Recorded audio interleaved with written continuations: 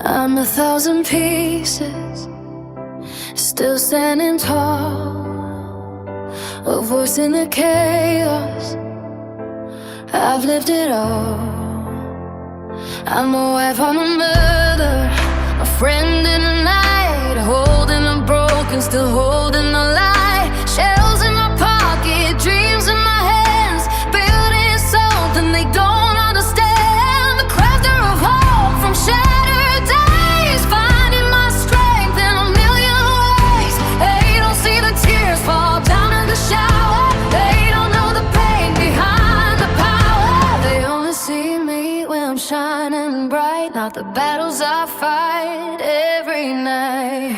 But still I rise through the fire they made, through the hate, through the words they threw in my face. I'm still here, I'm still strong. This is where I belong. Mommy ramblings in my name. I built this fight through the pain. Every rebel that stayed by my side. You're the reason I survive. Still I rise, still I stand, with a broken heart and steady hand. They try to tear me down piece by piece, like I don't deserve a moment of peace. Was it just cause I didn't fit their mold? So they threw their stones and turned so cold. There are things I'll never say out loud, the kind of pain that don't need a crowd. But I carry it deep where the silence lives, and still find a way to give and give. And I smile when I go live like I'm okay, but they don't see the price I pay. I'm missing you with every breath I take. My sweet boy, my heart still breaks. But still I rose for the fire they made, through the hate, through the words they threw in my face. I'm still here, I'm still strong. This is where I belong. Mommy ramblings, this is me. Every lap still chasing dreams. Every rebel that never walked away. You're the light that got me through the grave. Still I rise, still out there, with your memory in my head. God, you carried me when I was weak, when I couldn't stand, you lifted me. More times than I could ever say. You made a way, you made a way. And I've got dreams that won't let go, a foundation built, some love I know. For my son, for the words he played, I'll turn my loss into something that remains. Yeah, I rise, now I'm stronger than before. Every scar just opened up a door. I'm still here, hear me now. I won't break, I won't bow. Mommy rambling, loud and clear. This is my voice, this is my year. Every rebel, every heart, you've been with me from the start. Still I rise, still I fight, turning darkness into light. I'm still your mom, and I'll build something beautiful from all this pain.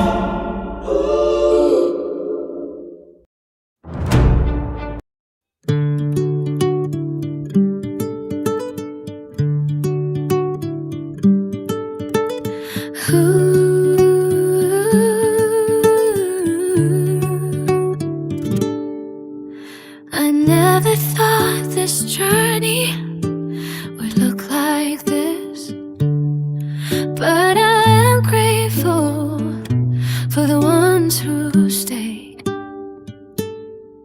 When the world turned loud and cold, when words were thrown and stories told, some walked away, some joined the fight, but you stayed here, you were my light. I didn't always have the strength, some days I barely breathed at length, but you remind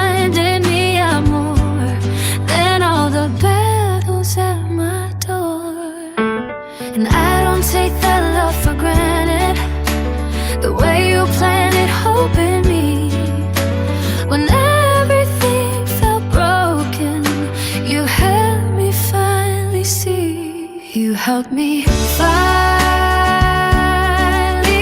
see. You helped me finally see. Because you said I kept going, I kept going. Because you cared, I kept going. And through the darkest nights I knew I could make it thanks to you. This channel isn't just a stream, it's more than we could ever dream. True crime, crafts, and hearts that mend. A family that won't pretend, won't pretend. I am grateful I am here because you turned my pain to cheer. And even those who walked away, I hope they find a better day. I won't be bitter, I won't close. My heart still grows, my kindness flows. That's what life is meant to be. A face for you, peace for you, a place for me.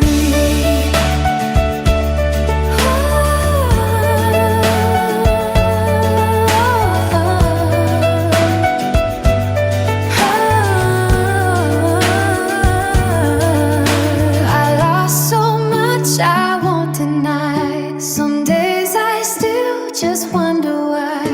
But purpose came and so did you. And now I know what I can do to build a space where voices rise, where no one hides, where truth survives, where friendship means you show you care, not just when life is easy there. Because you stayed, I keep believing.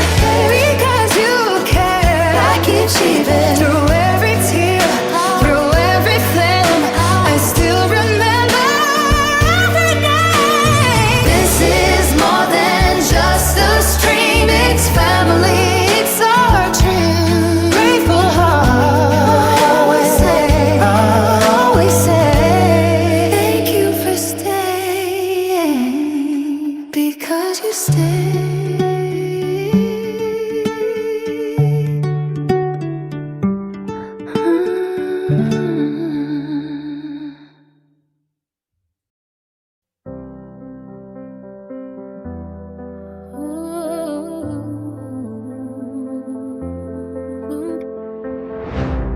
My name is Caroline, and this channel was built on something stronger than hate. It was built on truth, courage, and family. They try to shake the ground I stand on, try to drown me in the noise, but every lie just made me louder. Every storm just found my voice. Some of you came here for answers. Some of you came just to see. But somewhere in the middle of it, you became family. And every night the day goes right, and every night the circle grows. And goes right, more hearts than they will ever know. Welcome to Mommy Ramblings tonight, where truth stands strong and hearts unite. Bring your story, bring your light. Right here we rise and fight. No more silence, no more fear. Every voice is welcome here. This is more than what it seems. It's family, it's hope, it's Mommy Ramblings. Rambling. Sorry about the extended songs. Luke was yakking a mile a minute about something. I said you were yakking a mile a minute. Okay. Yakking what? Yakking a mile a minute. Okay. Let me see here.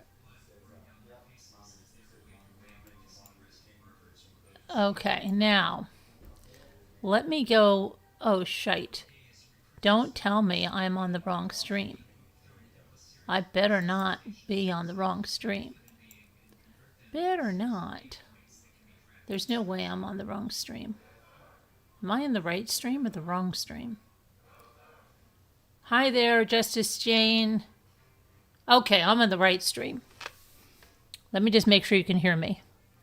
So we're going to go on the wrong through this Patrick Clancy stuff. And I'm going to tell you again, I'm still your friend, even if you think that Patrick Clancy did this, even if you think that, I'm going to say, look, let's debunk some of the stuff that you said. Hi, Murder. So I missed you, Murder. You haven't been here for the last 2 nights. I miss you. You're sleepy but listening. Hi, High Speed. Missed you too. Okay, Ivy Speed, Justice Jane, Lyndall, how are you? Super Chat Cat. When does Luke go back to school? Not until after Labor Day. He's still in high school. I know. Everyone's like, they still can't believe it. They're like, Luke, you should have graduated by now. Because it seems like it's been forever, but it's crazy. Anyway, so let me see. What was I going to say? So, Frilly, you know I love you, even though I disagree with you. And I do disagree with you about Patrick. But Frilly asked me some questions and about Patrick. And I said to her I would look at them. So I'm going to go through Patrick's testimony. And then I am going to go... because there's things that were said, like people jump and are like going to town on Patrick when whatever he said, like, can you even, no, we can't even imagine coming home from running an errand and finding out your spouse killed all of your children, all of them are dead. And your spouse is laying on the snow after having jumped through a window or whatever she did to get through that window. And you went to run an errand. You're not going to be thinking clearly. Okay? You're going to be in total shock. And anybody that is holding him to these words or saying, oh, wait, his shoes look different and this and that. Come on, stop it. Why are they, this is what I want to know. Why are they so adamant? I just want to know what it is, because they are aligning themselves with a triple child murderer.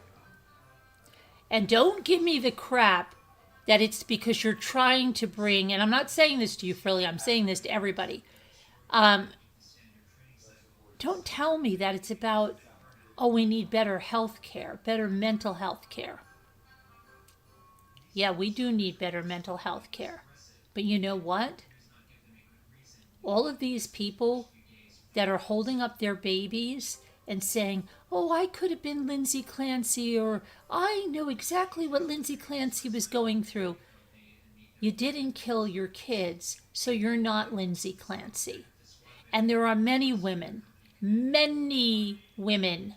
who have had postpartum depression, including myself, who didn't kill their kids. There are many women that have had intrusive thoughts.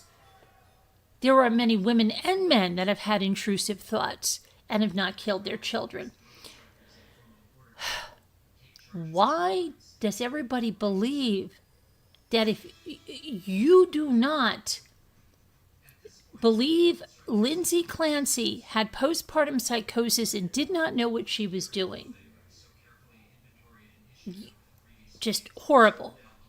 And it doesn't make any sense. And all these people that are using her as a poster child and saying, see, you better listen to me when I had this. You're not Lindsay Clancy. And thank God for that, because you didn't kill your kids. She's not your poster gal, okay? They're making her a martyr. I mean, it's crazy. It's absolutely crazy. And I want to ask you something else. If Lindsay Clancy didn't live where she lived, if Lindsay Clancy didn't look the way she looked, if Lindsay Clancy was someone else, do you think she would be getting the support that she's getting? Do you?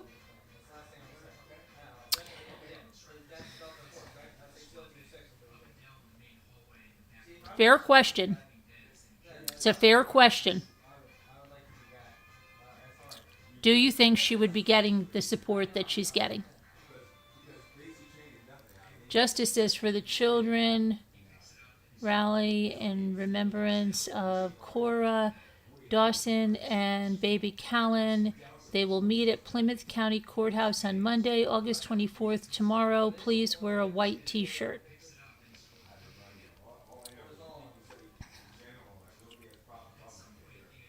Number 7.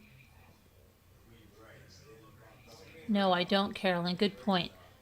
Yeah, so they have taken Lindsay and made her this person that, oh my gosh, she was so wronged. She was so wronged. She was so wronged. She had the ability to get help anywhere. And she did. She had the resources. How many therapists did she have? Psychiatrists, hospitals, women's health units. 2 sets of parents that wanted to help. One she turned away. One set she turned away. A daycare. A nanny. Siblings and siblings-in-laws. Unfortunately, she probably wouldn't be getting the support she's getting. Exactly, Ivy. No, because we could try to deny it all we want, and you see it in missing people's cases. You see it all over, okay? There's a certain demographic that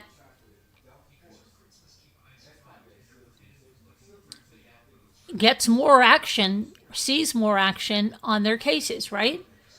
Hi, I can't tag anyone. Hi, Jet Set. How are you? So Jet Set was also, and yeah, I regret to say this. The last time I mentioned this person that I watched is a profiler. And the last time that I mentioned it, it had to do with the Nancy Guthrie case. And all I was doing was trying to say about some of the unethical things that have happened with live streamers. And one woman in here who called me her bestie for months and months and months just got up and walked on out of here and said I didn't know what I was talking about and I should have done my research. And I prefaced it by saying that I was going to give my reaction to what this profiler was saying. And this woman did not give me, this woman who said I was her bestie, okay, for months, just stormed out of here and has never come back. Because I was giving a reaction to what someone else said. She beat it out of here faster than you can imagine. Maybe someone's going to do that in here tonight. I don't know. I did watch Pat Brown again. Pat Brown was comparing Andrea Yates and she was comparing her to Lindsay Clancy. Pat Brown is a profiler. She doesn't believe that Lindsay Clancy had a psychosis, right? She believes Lindsay Clancy is a murderer. She believes, like I do, like the jury is going to give her the pass. And I think the jury's going to give her the pass, and Pat does too, because of that wheelchair is one of the things. That wheelchair is garnering a lot of sympathy for her.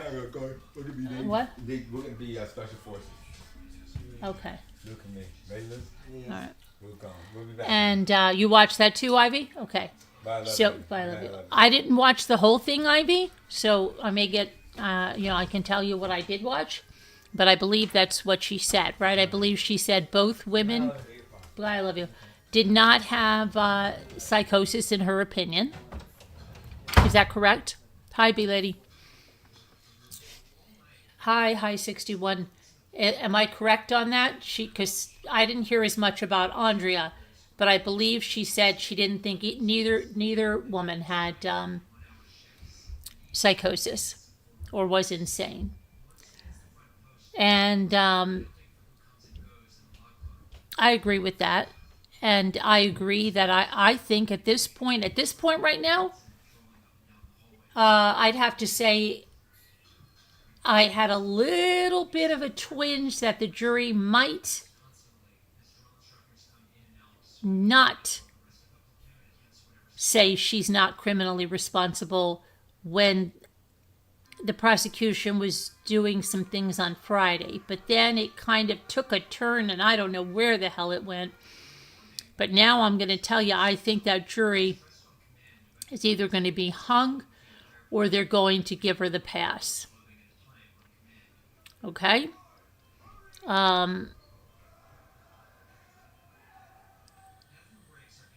So, you keep thinking about the baby monitor that you mentioned. I don't believe she had psychosis. I believe she's a psychopath. You know what, Murder? I really feel the same. I do feel there's something. Pat Brown lost all credibility with me after she blamed Ramsey. Okay, let me preface this by saying, Ivy, I watched her, I believe, 2 times. Once was about Nancy Guthrie and about this. Please don't do what that other lady did to me, okay? Because I'm talking about something I saw. Please. Because I really was hurt by that. But I'm a very sensitive person. People don't think that, but I am. And I'm sensitive because it wasn't even what I was saying. I was saying what somebody else said, and I wasn't even looking at the chat. And Scooter even told the person, hey, wait a minute. Carolyn is saying what someone said, and they just, boom, gone. Not nice. Not nice. I still listen to her. I like her overall. Okay, good. Well, you like her or hate her, I'm just talking about what I saw. And she does have expertise in profiling. And I just wanted to, she came up in my feed, and I wanted to hear her opinion. So, but I don't get, I know why all these people are supporting Lindsay. They're doing it because they felt they did not have support for their postpartum depression or for their mental health. And they think she's like almost like a pawn to them, right? You better take us seriously or we could have this happen. That's what I think is going on. But they don't understand. They weren't Lindsay Clancy. They didn't kill their kids. And this is not some big epidemic with people having postpartum depression and then killing their kids. Because it's a very, very rare thing. And it's just, I can't even understand it. But then the other thing is, they seem to believe that Lindsay Clancy's and Patrick Clancy's 3 kids, well, like they were an extension of her. She should be free. And their lives didn't mean anything. Now, somebody said rightly, What if it had been the nanny that was going through postpartum psychosis or any kind of a psychosis and killed the 3 kids? You think people would still be like, oh, it's okay. Yeah, I don't know. She really shouldn't be getting prosecuted for that. She was under a psychosis. No, right? Right? If Lucy Letby, what about Lucy Letby? If they found out, oh, wait a minute, she was undergoing a psychosis when she killed all those babies in the NICU. I agree. All these women, let me see what you're saying, B-Lady. Hold on a minute. It's just such a weird phenomenon. Let me see. You're saying, I agree. All these women had and are having emotional hard times raising their children, and they're resonating with anyone who's suffering raising their own children. But the thing is, she killed her children, and they're oh my gosh, it's crazy. You can't even.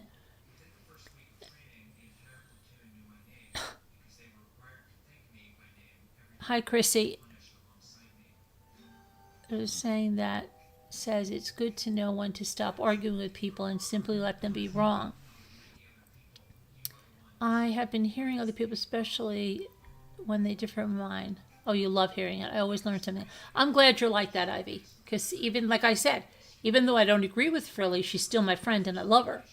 Okay? I don't agree with her, but I would never write her off because I don't agree with her. Hi, Debbie Doll. That was a quote that was told to a YouTube creator by a jury. She said for a not guilty vote, each juror has to walk over 3 kids' bodies. Hi, Linda Uribe.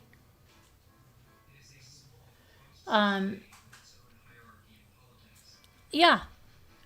They seem to have forgotten that Cora, Dawson, and Callan had lives, right?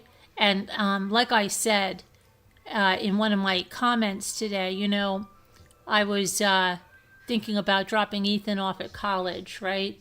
And all of the things that you go through with the emotions, and thinking that Callan, Dawson, and Cora won't get that opportunity. Why? Because their mother ended their lives, okay? It wasn't, their mother ended their lives. And I don't believe she did it in any kind of a psychotic state. I believe it was methodical. She knew what she was doing. I don't even think she was in any type of a rage or anything doing it. I don't. I believe she was cold and calculating, and I believe she just had a plan and she was going to do it just like that. And I think it was, horrific, but I'm thinking more about, a mosquito or something just bit me. Those 3 kids, and what is that? Get away from me. Are you still there? There's a mosquito that got in here. Get out of here. Thought I killed it. Okay. And cool down here so bad. Hi. I mean, it's actually cold out that you have to put the heat on in the car and stuff. So yeah, it rained earlier here too. Exactly. I was going to go swimming, and then I'm like, it just dropped. And when I walked around the lake tonight, it was cold. This is a sweater. Okay? I'm not happy about that. I'm not. So let me see, what was I saying? So yeah, the Cora and Dawson and Callan are not going to get those opportunities. They're not going to go to kindergarten and first grade and second grade and so on and so forth. And they're not going to go to their friends' birthday parties. And they're not going to do all these things that they should be able to do, right? And people have lost sight of that. And all I think is like, they believe that because they're her kids, that well, she's their mother and she killed them, so that's it. She sits calmly and cold in court. She is relieved to not have to take care. It's terrible. I think if I do believe, if she is found not criminally responsible, she is going to spend maybe a year, 2 years in a psychiatric ward, and she is going to have a fan base and a fan club, and she's going to start writing books and doing speaking engagements, and she is going to be this advocate for women's mental health. Okay? And I think in a way, that's really appealing to her, to be this advocate. And if you come out in favor of Casey Anthony, I'll still be here. Thank you, Planet Damnation, but no worries on that one. She's guilty. But I appreciate the loyalty. I do. But anyway, yeah, I have a hard time believing that so many people are just, yeah. It's almost like she had the kids, so if she, it's almost like that old joke, right? I brought you into this world, I'll take you out. Yeah, you can't do that. Okay? That's murder. It's funny in a stand-up, but not in real life, right? You think she will be found guilty? Do you, Linda? I'm losing a lot of faith that that's going to happen. I don't believe that's going to happen. I thought about that a little bit. I did. But it could be a surprise. I did not think Carmelo Anthony was going to be found. I thought he was going to get the lesser charge. And the jury got it right. But, and just in case you know that Carmelo Anthony's appeal for a new trial was denied. Carolyn, really, again, not here. It's got muggy. Oh, really? That's so crazy, because even my daughter's here and it's cold. It was 50 some odd degrees tonight. Hello, Jen.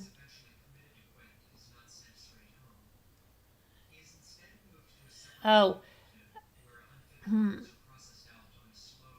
But I don't know. We'll see what I have to see with all the rebuttal witnesses and how that goes before I can really say whether this stupid mosquito is driving me insane. I swear I thought I killed this thing. Chilly after thunderstorms. Yeah, we didn't have, it wasn't thunderstorms, but it was storms. So I'm going to go through Patrick's testimony because I don't want to put Frilly on the spot, but she did ask me something. So hold on. I just want to go through what she asked me because I said, I'm going to go through this. I'm going to do it. I'm going to do it. I'm going to do it. Okay. So here's what she asked me. Let me just go to what she asked me. I just want to get this right. I want to get this right. Okay.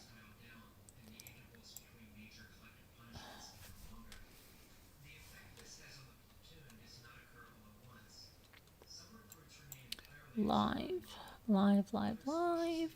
Last night. Okay. So, she said, in all of this, he knew, now this is Frilly talking about Patrick. He knew she was not well. She told him she had thoughts of hurting their children. Instead of personally seeking help for his wife to protect his children, he drops her off at a hospital and goes skiing. He went to New York and left her alone with his children. He is just as responsible for those babies being murdered as she is. When people are mentally ill, they aren't responsible with meds. There are thousands of mentally ill people living on the streets because they can't or won't take their meds properly. I do believe she was bipolar long before she got pregnant. Okay. Now, here's the problem. Yes, we know Patrick dropped her off and he went skiing with Cora. We don't know if he said, "Do you want me to go to the hospital with you?" And she said, "No, you have that trip with Cora. Go. I'll be fine." We don't know that one, number one. Everybody's assuming that Patrick was a bastard and said, "Look, I'll drive you to the hospital, but I'm not missing my ski trip, biatch." Okay? And I don't think that was the case at all. He probably said, "Should I not go on this? Do you not want me to go? I'll stay. I'll get my mother to watch the kids or whatever." And she said, No, go with Cora." You know what? I'm glad Cora went on that ski trip. Okay? Because her life was so short that having that memory for Patrick with Cora skiing and Cora to have that experience before her mother killed her,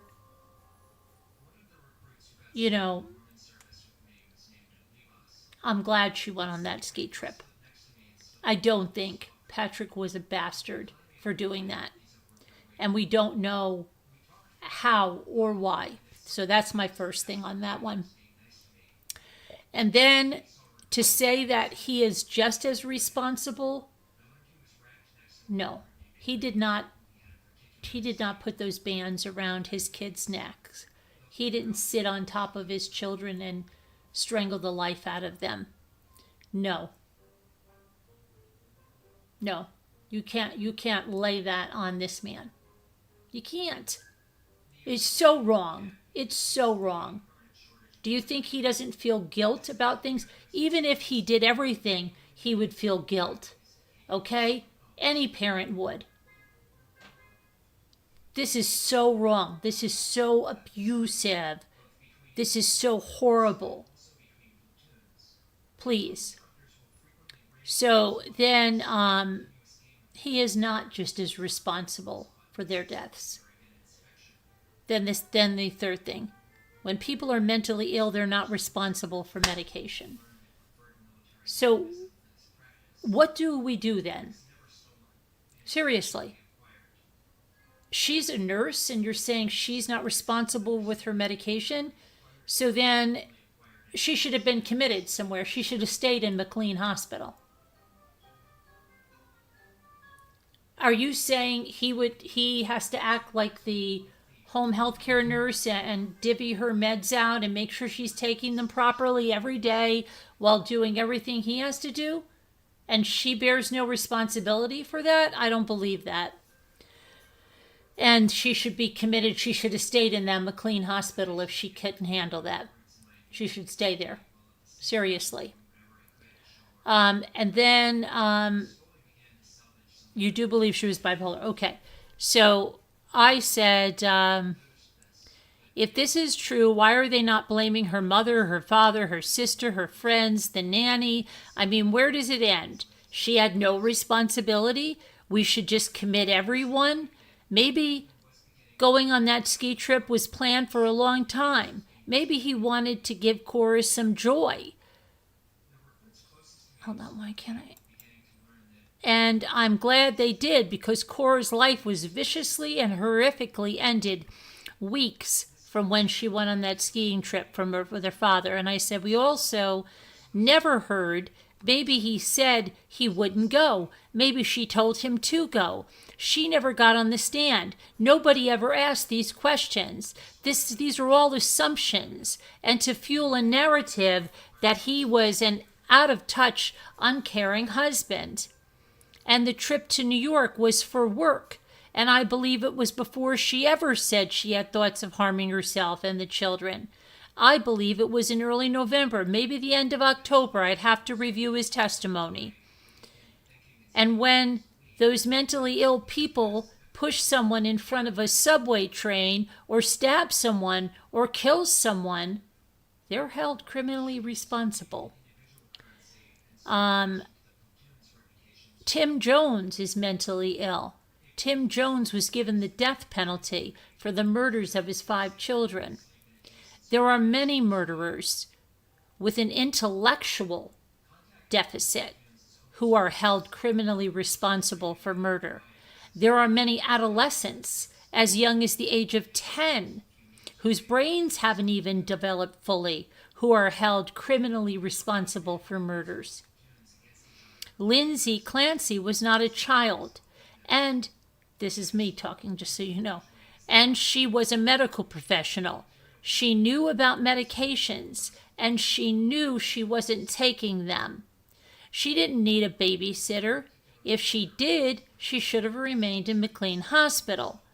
She was able to navigate the medication for Cora and to decide on a generic before being fine in the middle of all of what she was doing, which was murdering her children. She's smiling ear to ear with Kevin Reddington. She said to the chaplain that she is glad her kids are safe. I thought she was horrified. She's sounding more like Lori Vallow, trying to gloss over the murders by saying she's so happy they're safe. I'm sorry. We're going to disagree on this one. I feel terrible for the 3 lives that were snuffed out by Lindsay Clancy. They should be enjoying the summer. They should be carefree children. This trial is about them. Then I said that part here. Dropping Ethan off at college yesterday, I've come to a realization that Cora, Dawson, and Callan will never have that opportunity to expand their horizons, to spread their wings, to do what they're passionate for, to study where their passions are. Lindsay Clancy had that opportunity, but she took it away from her kids. Is she criminally responsible? Did she know what she was doing? I say 100% yes. And then, okay, then Philly said, Ethan, have a wonderful year, taken every second. See, Philly and I can still be friends, even though we disagree on this. So I'm going to say thanks. Hold on a minute. We can, you know what I mean? It's fine, but thanks so much. I am. Okay. Then she says, I do blame her mother. She was standing there when she said it. If my daughter would have said that to me, I would be walking her into a doctor's office and taking my grandkids home with me till it was looked at a bit more. And I can understand what she's saying there. I can. Okay? As a mother, I would think that I would do the same. If my daughter-in-law or my daughter said to me, I'm having thoughts of harming the children, I would say, well, why don't you let them stay with me for a while? Let's go. Or I would stay there. Yeah, I can understand that. So totally I can understand.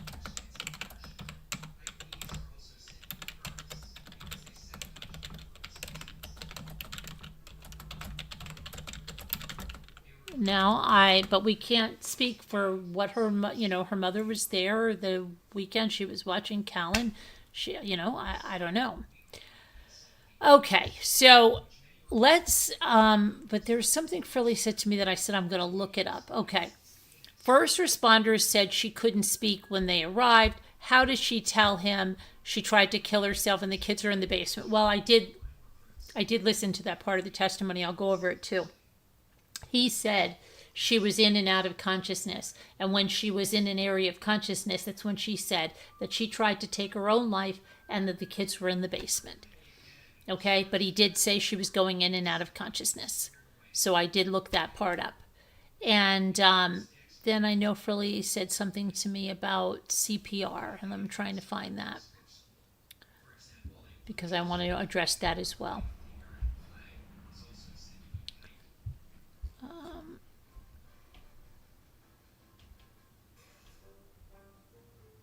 Oh, why did he say he was giving Cora CPR and the first responder said he was sitting on the sofa when they went down and saw Cora lying on the floor? It's not conspiracies, it's what he said in court. I'll go over that. He said he did try to give her CPR, but he said he was all over the place. And he probably saw it wasn't working. He probably was freaking out. And just, can you even imagine? No. So, yeah. But we're going to go over his testimony right now. I'm going to pull up the transcript of his testimony.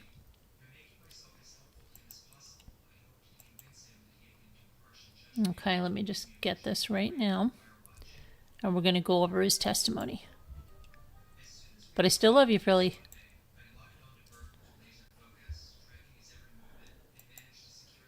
Okay, now let's see. Okay, so here is what they're saying. We're going to just cut to the chase here about him getting home, okay?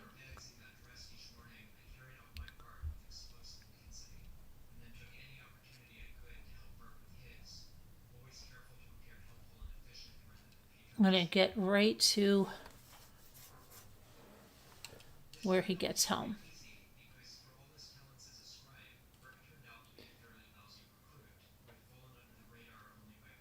Okay. Let me get to the phone call. Let's just do what he says on the phone call, okay? And this is the prosecutor, and you're in the section looking for the medication. Do you do something? He says, I called Lindsay. And the prosecutor says, and why did you call Lindsay? He says, because we were looking for, what we were looking for wasn't there. The shelves were pretty empty. It was still during COVID. I'm sorry, what the prosecutor says, it was during COVID. So, okay, so was the call at about approximately 5:33 p.m., the prosecutor says? Yeah, he says. Okay, then did she answer the call? He said, yes. And then the prosecutor says, she answered when you called her? And he said, actually, I think she didn't at first. She called back. Okay, the prosecutor says, and did you receive a call back from her about a minute later at 5:34 p.m.? He says, yeah, that's correct. Okay, and can you describe that phone call for us? And he says, it was very brief. I just said, I think there was a generic brand, and I said, is this one okay? And she said, yeah, that's fine.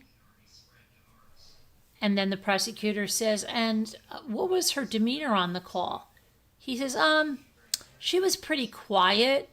It sounded like she was busy. I remember hanging up thinking she's probably in the middle of giving baths or something like that. The prosecutor says, so it sounded to you like she was in the middle of something? Yeah. Were you able to understand her when she spoke to you? Yeah, he says. And did she seem to understand what you were saying? Yes, he answered. And she didn't seem to have any trouble recalling why you were at CVS or what you were looking for? That's correct, he said. And did you in fact purchase that medication at CVS? Yes. Did you purchase anything else while you were there? He said, I bought a pack of Skittles. Okay, just showing you a receipt from CVS. Does this appear to be an accurate description of what you purchased? Yeah, we could have that CVS receipts. Into the next exhibit, okay. Admitted, and then they admitted the evidence, and then you could have the original video, blah, blah, blah, blah. Okay, hold on. Okay, after you made your purchases at CVS, where did you go next? To 3V, he says. And do you remember the route you took to get there? Yeah, I think I got on Route 3 South for I think just one exit. Then I got off and went straight to 3V. Okay. And showing you the map again here on the screen. This green dot here at the bottom, is that where the 3V restaurant is located? Yeah, he says.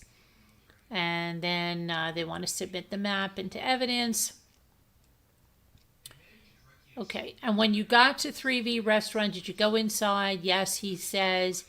And what are you doing at this point? Were you looking at the bags? Because the videos, they show a video, they show him looking at the bags. He says, I think I was looking for the bag with my name on it.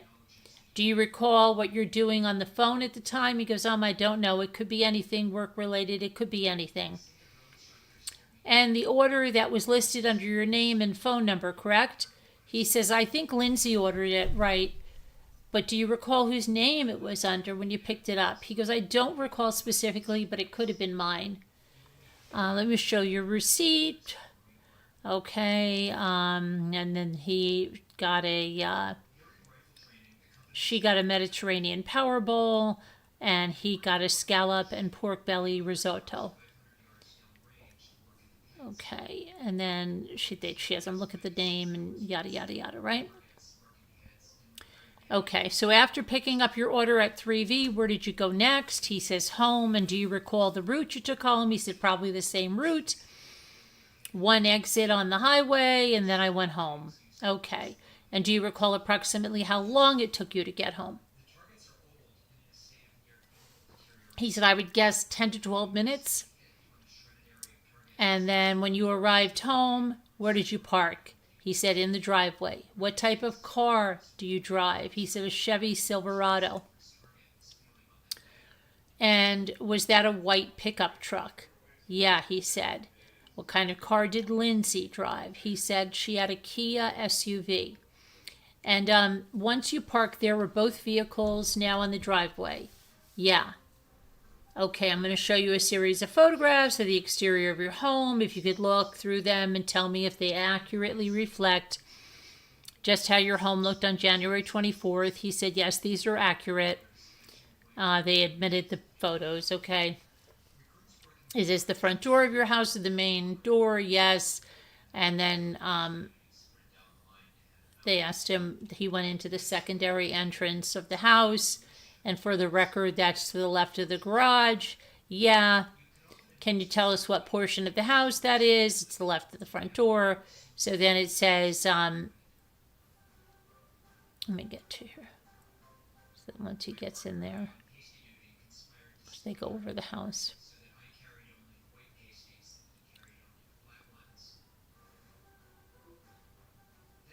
Okay, did you have some bags with you from CVS and 3V? Yeah.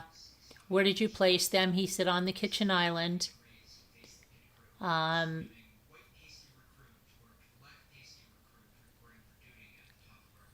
then it says, so you have a kitchen table, yes. And there's the door that you came through, and they keep going over the layout of the house. Okay, so they said, when you came into the house and you were taking off your boots and putting your things down, was there anything you noticed? He said, yeah, the house is really quiet. Is that unusual? Yeah, he says. And when you realized it was really quiet, what did you do? He says, I called out. And who did you call out to? He said, everyone. And they said, did anyone answer? He said, no. And after you called out and no one answered, what did you do next? He said, I don't know the order, but I called down in the basement and no one answered. And then I called Lindsay to see if she was home because I looked out and I couldn't see her car, but it's because it was dark and her car's black. Okay, so when you say you called down to the basement, when you approached the basement door, do you remember if it was open or shut? It was shut. So did you open it and yell down? He said, yeah. And there was no response? Correct. Okay, and then they showed a photo, okay. Do you recall when you opened the door to yell down whether the light was on or off? He said, yeah, it was on. but Lindsay always left the light on. And you said you called Lindsay. Was that a phone call? He said, yeah. And was that at approximately 6:09 p.m.? Yeah. And did she answer? No. After calling down the basement stairs, did you leave the door open or did you close it? I don't remember. Okay. He said I would think I closed it because I was always trying to keep it closed. I'm not sure. Okay. And so after you called Lindsay and didn't get a response, what did you do next? He said, I started checking upstairs. And where did you check upstairs? First the bathroom, and I thought maybe they were taking baths. There was no one there. And the prosecutor says, and then where did you go? The kids' bedrooms. Was there anyone in the kids' bedrooms? No, he says. And then, did you go to your bedroom? Yeah, he says. And were you able to get into your bedroom right away? No. The door was locked, and that's when I knew something was wrong. And when you realized the door was locked, did you have a way to unlock it? He said, yeah, the previous owners, when they installed the doorknobs, they had these like keys that they would tape to the back of each door. So I got one from Cora's room, and I started unlocking the knob. Okay, and when you unlocked the door to your bedroom, did you go in? Yeah. And what did you see when you opened the door and went in? I just saw blood everywhere, and the window was open. And showing you here a photo, and they show him the photo, okay, and the way the bed's pulled away. And when you then, she said, is that the way your room was typically? No. And when you left the bedroom that day, for the last time prior to coming home, later that night, was the bed in that position? I don't think so. It could have... No, I don't think so, he said. And they said, could we have this entered into exhibit? And you said you saw the window. Is that correct? Yeah. Was it open? Yeah. There was wind blowing in. Did you walk into the room and over to the window? No. How far into the room did you get? He said probably 1 or 2 steps, and then I immediately turned around and went outside. And the blood that you saw, where was that located in the room? He said it was everywhere. It was sprayed, almost like with a hose, and there was a huge puddle in the middle of the room, and it was sprayed all over, pretty much every surface. I remember it was on the doorknob. And then, I'm trying to get past the exhibit on that. And this area right here, is this the blood you were referring to? She shows him the blood in the bedroom. Okay, and he identifies all that on the walls and the bedding, and okay. And then, were you aware that the defendant's phone was found on the bed in the bedroom that night? Yeah, he says. That was Lindsay's phone? And is this the phone she was consistently using between September of 2022 and, well, actually August of 2022 throughout the fall and into January of 2023? Yeah. Sir, after making those observations in the bedroom, what did you do next? He says, I ran downstairs and I went outside. And do you recall whether you came around, you went around the front door or the back door? He goes, I went out the back door. So that would be the sliders, is that right? Yeah. And where did you go from there? He said, I just looked around in the backyard below the window and I saw Lindsay. And where did you see her? They asked. He said she was face up in the backyard. And where in the backyard was she? He said at the bottom of the window. Okay, and where was she in relation to that window? He said directly below it.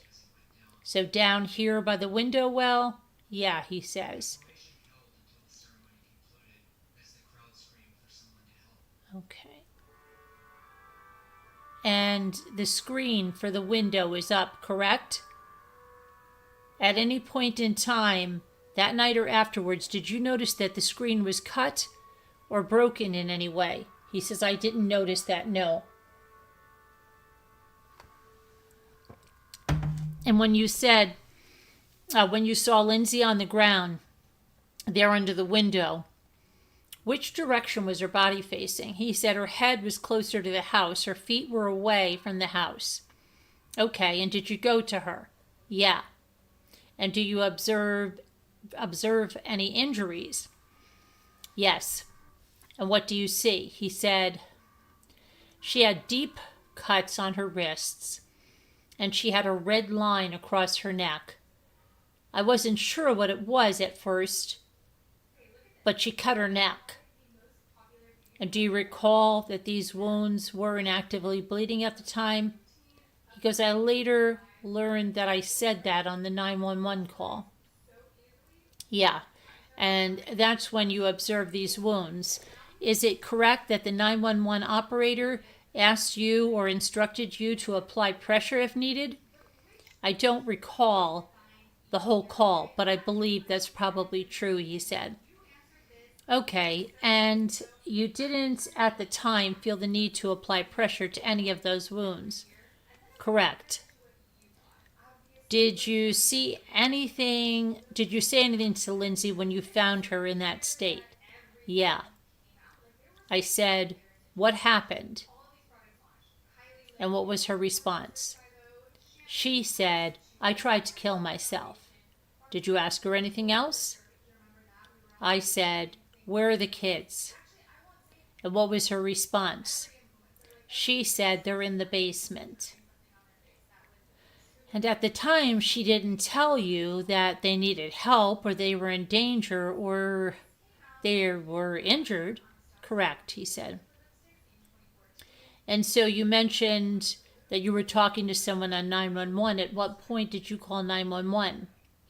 He said, I don't know the exact time, but it took a few minutes because my phone was switching between Wi-Fi and 911. Almost just started calling out for the neighbors, but eventually it went through. Okay, so you had some difficulty connecting, but eventually you connected to the 911 operator? Yeah. And did you stay on the phone with them while they were sending people to respond? Yeah. Okay. And while you're on the phone with 911, are they asking you questions and you're responding with information about her condition? Yeah. Okay. And if you could just look at the screen, and this is the model of the first floor of your home. Yes. And so we have here the sliding glass doors. Where would the basement door be in this model? So he shows that, right? How long approximately, I know you weren't looking at your watch or anything like that, but can you estimate for us how long it took for the first responders to arrive? 4 or 5 minutes, he said. Okay, and during that time, are you continuing to try to talk to Lindsay? Yeah. Is she responding? She was in and out of consciousness. Okay, so there's the answer to that first question, Frilly. She told him what she told him, and then she would go in and out of consciousness. So it would be that when the paramedics arrived, she was in a time she wasn't speaking. Was she breathing on her own?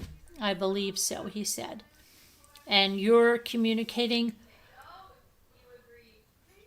information to the 911 operators. And he said, what kind of advice are they giving you? And he said, advice to deal with this situation as it progresses. Once the emergency personnel arrived, what do? He said, I immediately got up and ran to the basement. Okay, and do you still have the phone on you? You're still on the 911 call? Yeah, I didn't realize it at the time, but I did. Okay, and is this a fair model of the basement? Can you describe the rooms? And he says, okay, so the room in the back left was my office, and the room with the black rubber mat is the gym. And then there's the living room to the right of that. And then the back right is just an area off the living room. And then there's a bathroom next to that.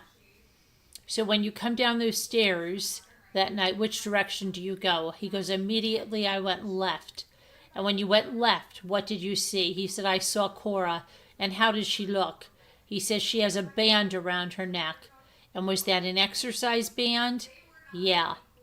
And do you recall whether what position she was in, whether she was face up or face down? She was face down, he says. And when you saw her in that condition, what did you do? He said, I immediately ran over and tried to take the band off of her. Were you able to get the band off? Yeah. And do you recall how you got the band off? He said, I think I untied it.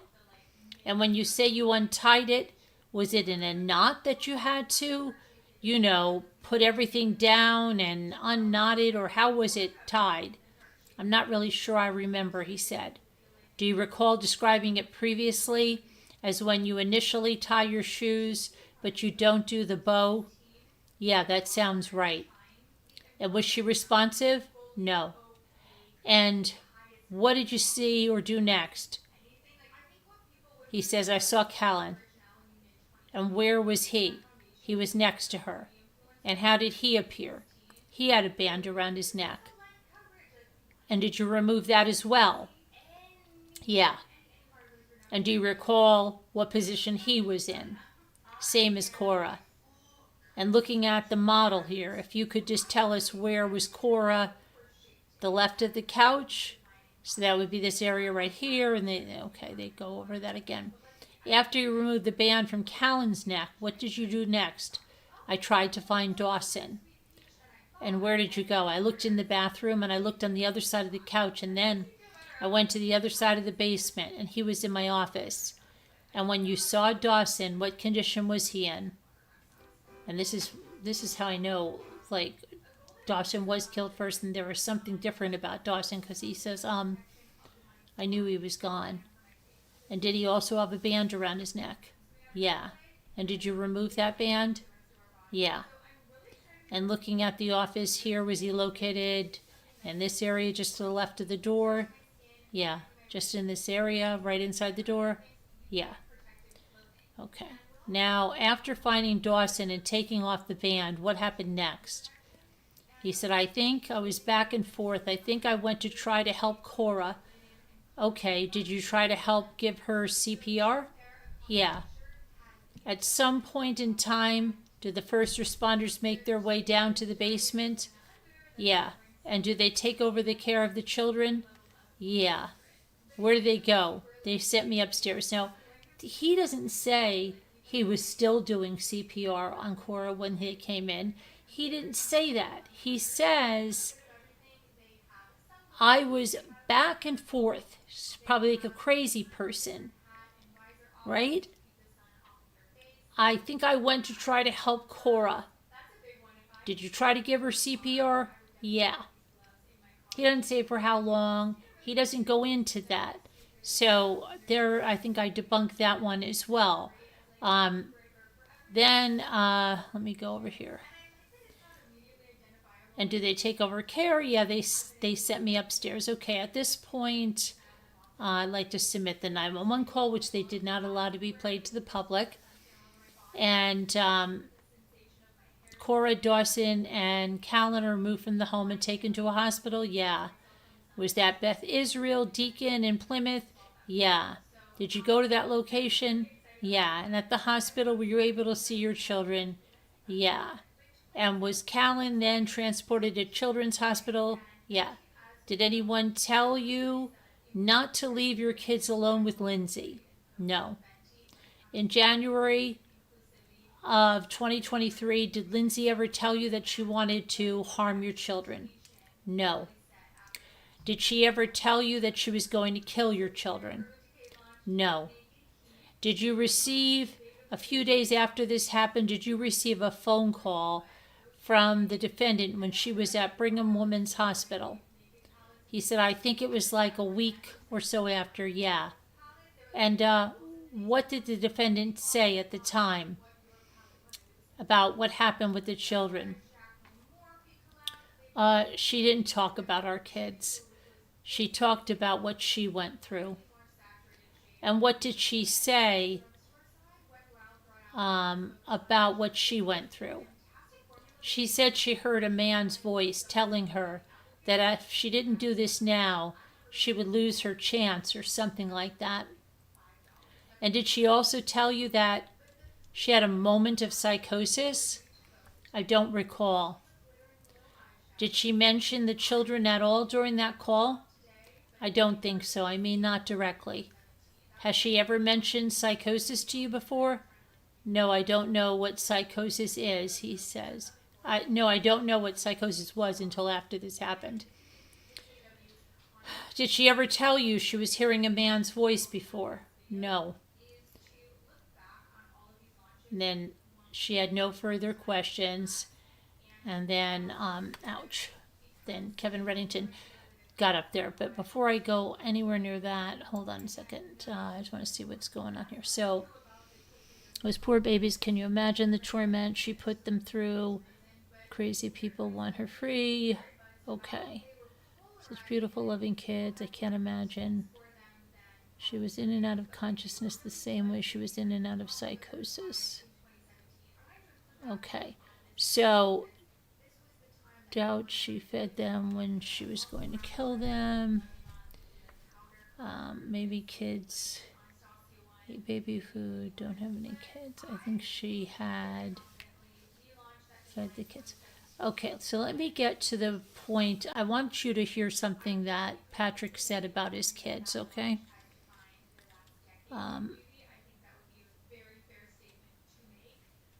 Where's the thing I have on the kids and Patrick? Hold on. Patrick.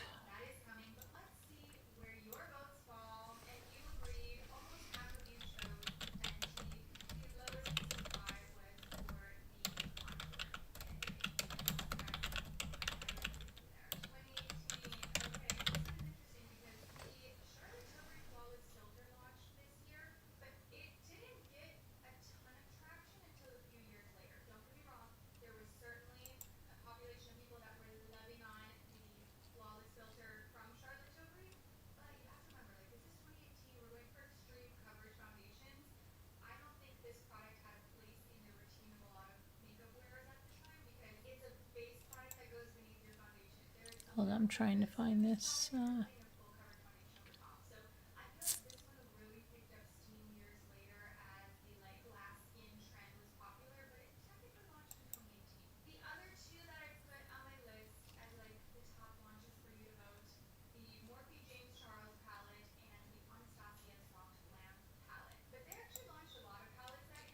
I just had this before it came on here. Where did I put this?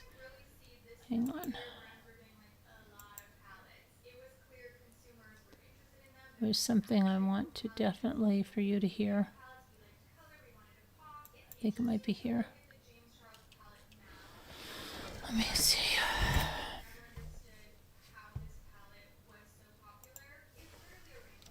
This should be.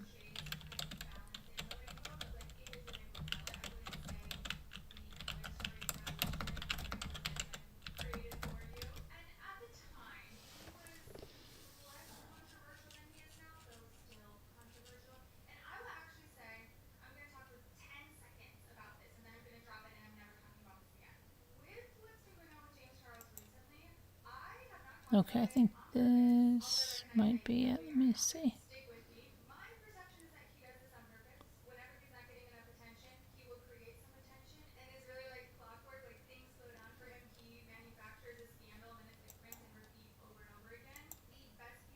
Okay. Where the heck? Is he?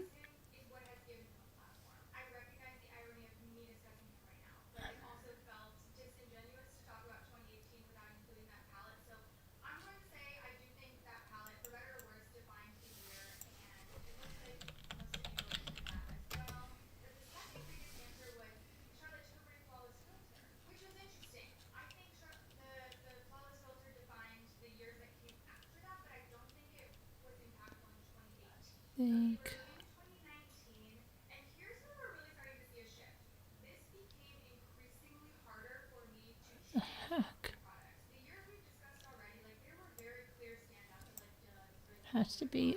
Hold on a second.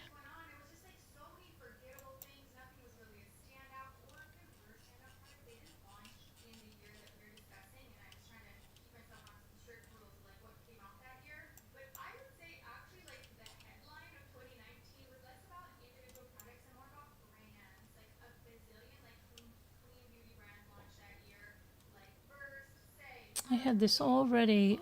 He wrote these beautiful things about his kids. And now, of course, hold on.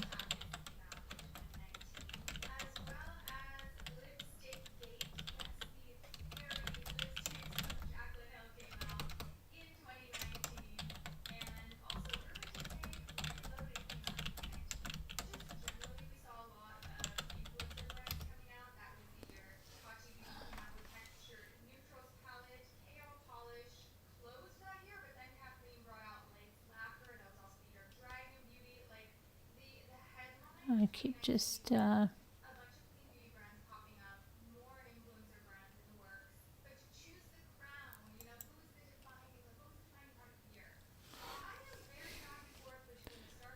This is crazy that I can't find this, and I had this here.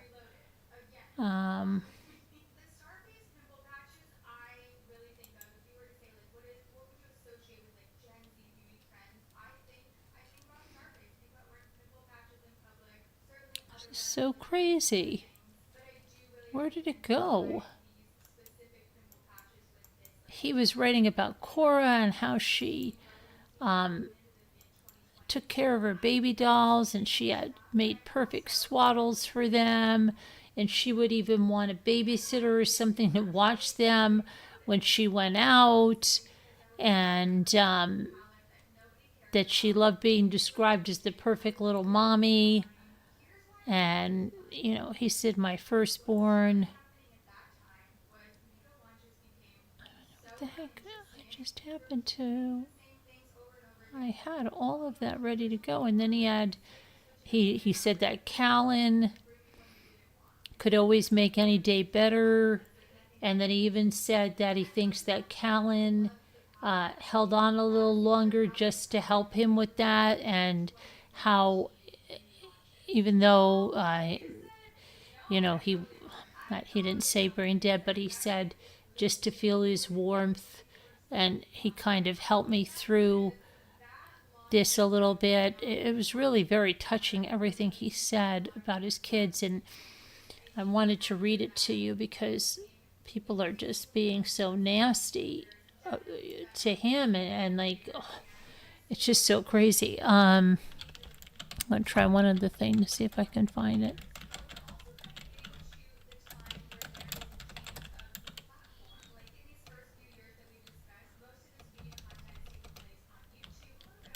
He said that Dawson was his buddy from his first boy. And then he always told him, "Good night, Dada, love you."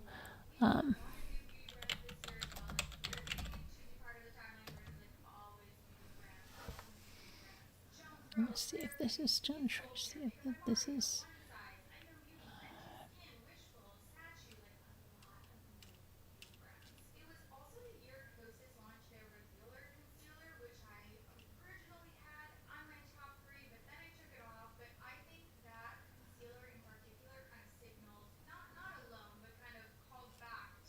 Kind of really crazy that I can't find this thing here.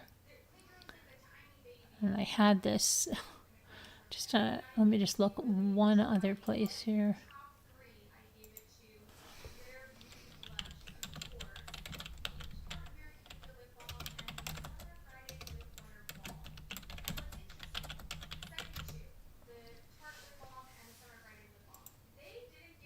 Come on.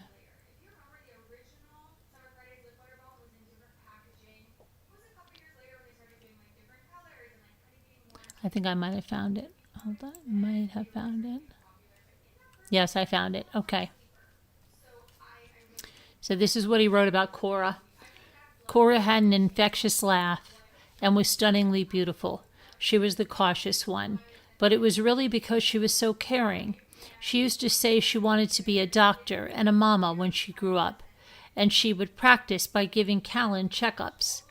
If she was leaving the house to go somewhere, she would pick someone to take care of Caroline and Charlotte, her baby. She had all the doll accessories available, so her sitters were well equipped. Before she turned 2, she was already wrapping them in perfect swaddles. We would tell her she's such a good little mama. She loved all babies, both real and pretend. She loved sloths, unicorns, tea parties, going to lunch with Nana and Grandpa, and giving presents to people. She knew everything about princesses, her favorite being Sophia the First. She truly loved her brothers and us, and said it often in her sweet voice. We did a lot of father-daughter activities together, like skiing and visiting San Francisco, or just talking. I loved her, my firstborn, so much. And then he said Dawson had beautiful, bold brown eyes that beamed with friendship. He was naturally humorous and generous beyond the norm of a typical toddler. Always willing to share his toys with others. For all the love he received, he always gave back more. His best quality was his pure kindness. He loved trucks, tractors, dinosaurs, Paw Patrol, worker guys, and being outside. He was adventurous and mischievous, and enjoyed causing trouble, which he typically found hilarious. He was also remarkably smart. We always said if we didn't save enough for retirement, it'd be okay. We'd live in Dawson's guest house. He would hug me tighter than most adults, and every night he told me in consistent words at bedtime without fail, "Good night, Dada. I love you." We had a special bond from day one. He was my buddy, my first boy, and truly a gift. And then Callan. Callan was our easygoing child.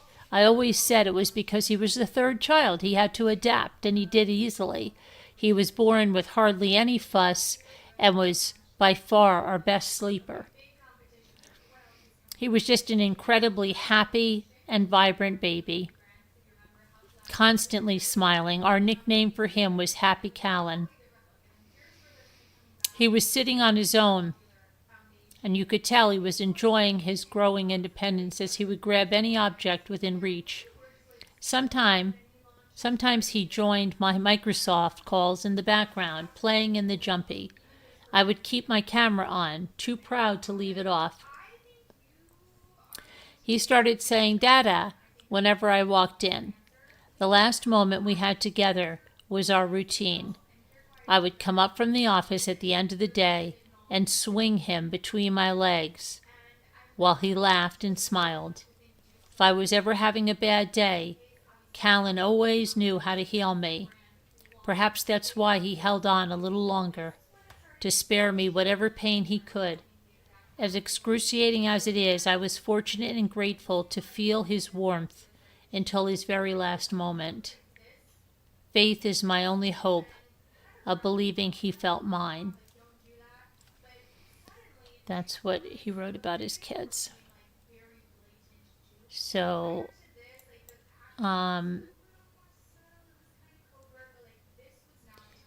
these were written, I believe these were on the original GoFundMe for his kids.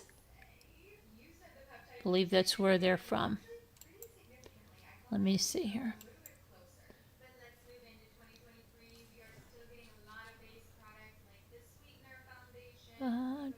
This is from Patrick's GoFundMe page from January 28th of 2023. Yeah. They were like this. Here we go.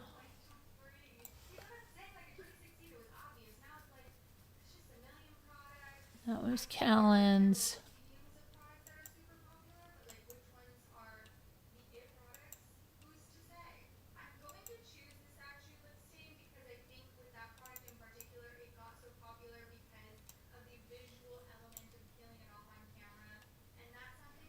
Dawson.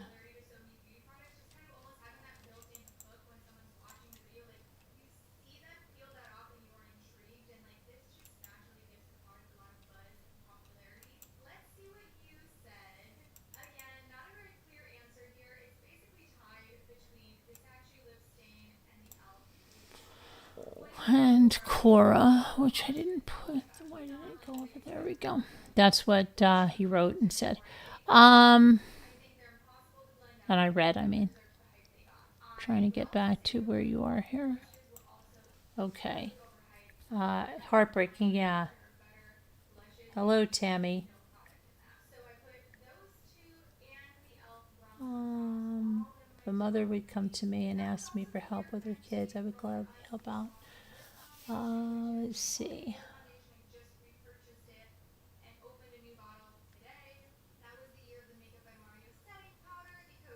Okay. He could have taken the two oldest with him when he went out to get the food. She would have only had a baby. But who knows? Or they could have all gone with him, right? The whole family, and they could have even just to get out. One of the baby was, Dawson was eating chicken nuggets and green beans.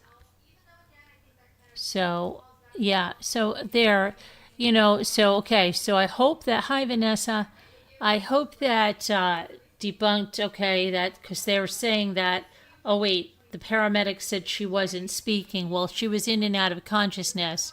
She told him what she did, and then he even says she's in and out of consciousness. So I hope that debunked that business. And then regarding the CPR, it didn't mean he was continuing to do CPR. He probably couldn't even think to do it. When you're in that type of a state, oh my gosh. He's frantic. He's describing the being frantic, going back and forth, not knowing what he's doing. He's in total shock. Yeah, I mean, give the guy a break. He didn't do this. He didn't kill his kids. Okay, so now let me go. There was something else I was going to look at that was really important I was going to look at. They said he was eating chicken nuggets, but then someone said he wasn't. I don't know who that someone was, but that was what he testified. Let's see. Let me go to...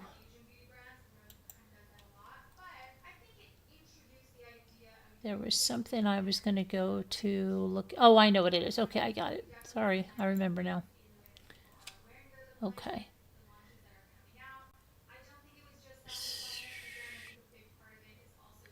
Okay, so let's...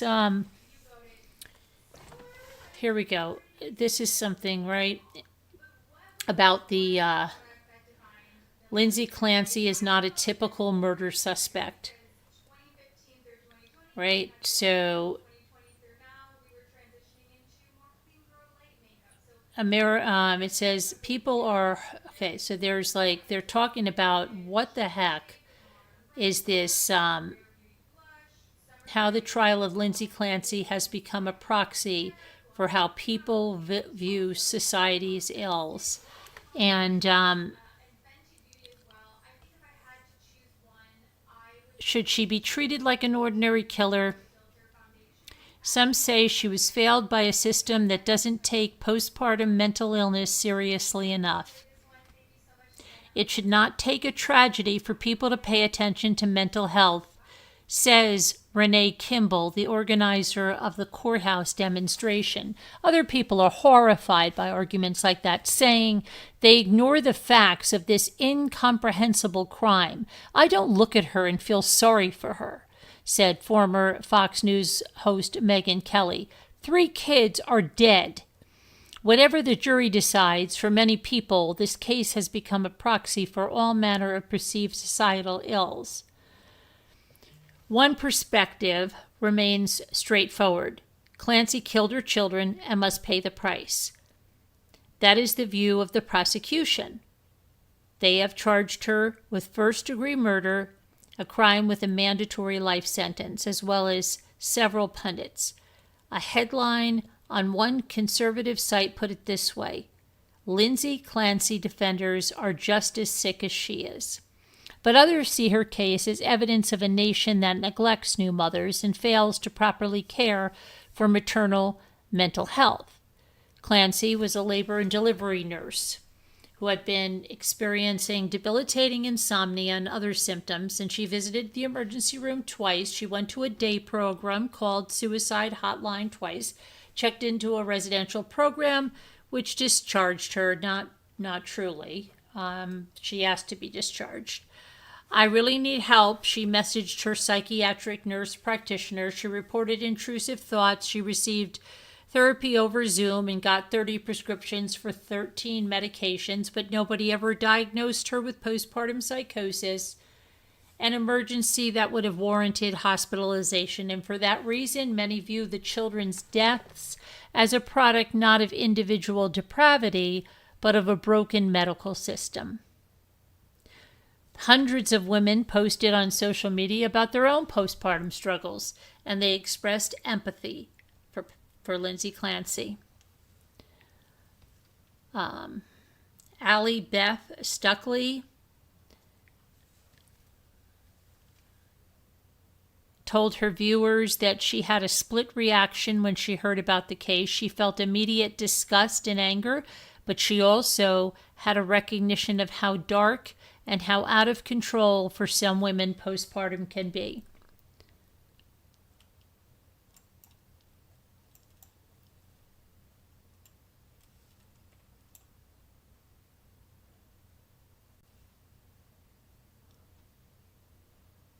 Overthinking cases like this has changed over decades. 25 years ago, Andrea Yates drowned her 5 children. She wrapped them in sheets.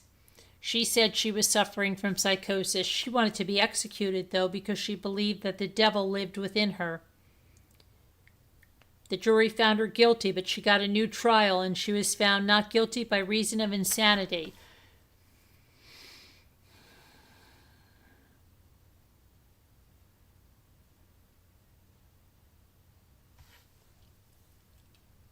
Her lawyer, George Parnham, said in an interview that she believed the devil lived inside her. This is Andrea Yates. But after that, Parnham pushed state lawmakers to adjust the strict definition of insanity and to allow a lighter sentence for mothers with postpartum mental disorders. We don't think enough about people who struggle mentally as automatically just not tough enough, malingerers, just fakers, in the way we might have 20 to 30 years ago, said Michelle Oberman, a legal scholar who has studied cases of mothers who kill.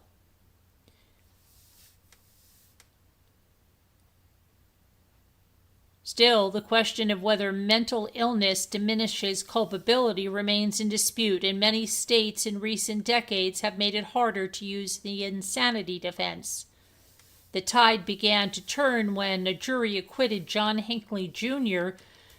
on the basis of insanity after he attempted to assassinate President Ronald Reagan. 5 states have eliminated the insanity defense altogether. In the Clancy killings, the debate may boil down to this: is the crime so heinous that insanity cannot excuse it, or is it so heinous that only insanity can explain it?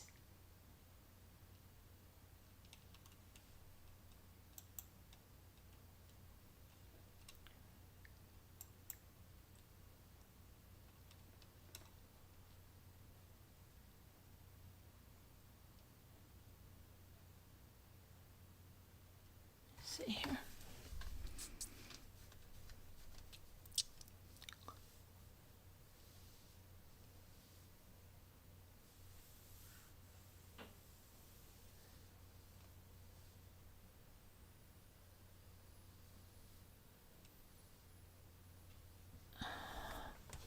Let me see.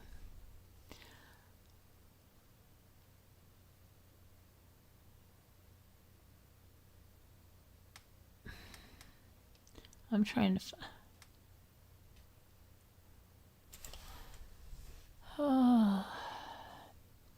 The demonstrators on the lawn understood that the Clancy trial was not a process aimed at improving mental health outcomes for women. Renee Kimball, the organizer, said she still deals with the after effects of her own postpartum anxiety and depression and could imagine herself ending up as Ms. Clancy did. Oh boy. It should not take a tragedy for people to pay attention to mental health.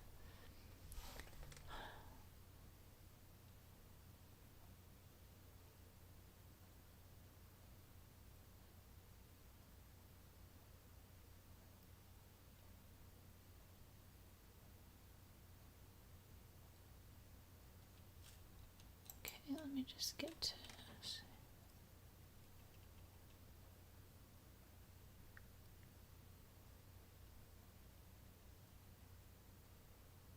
All right, so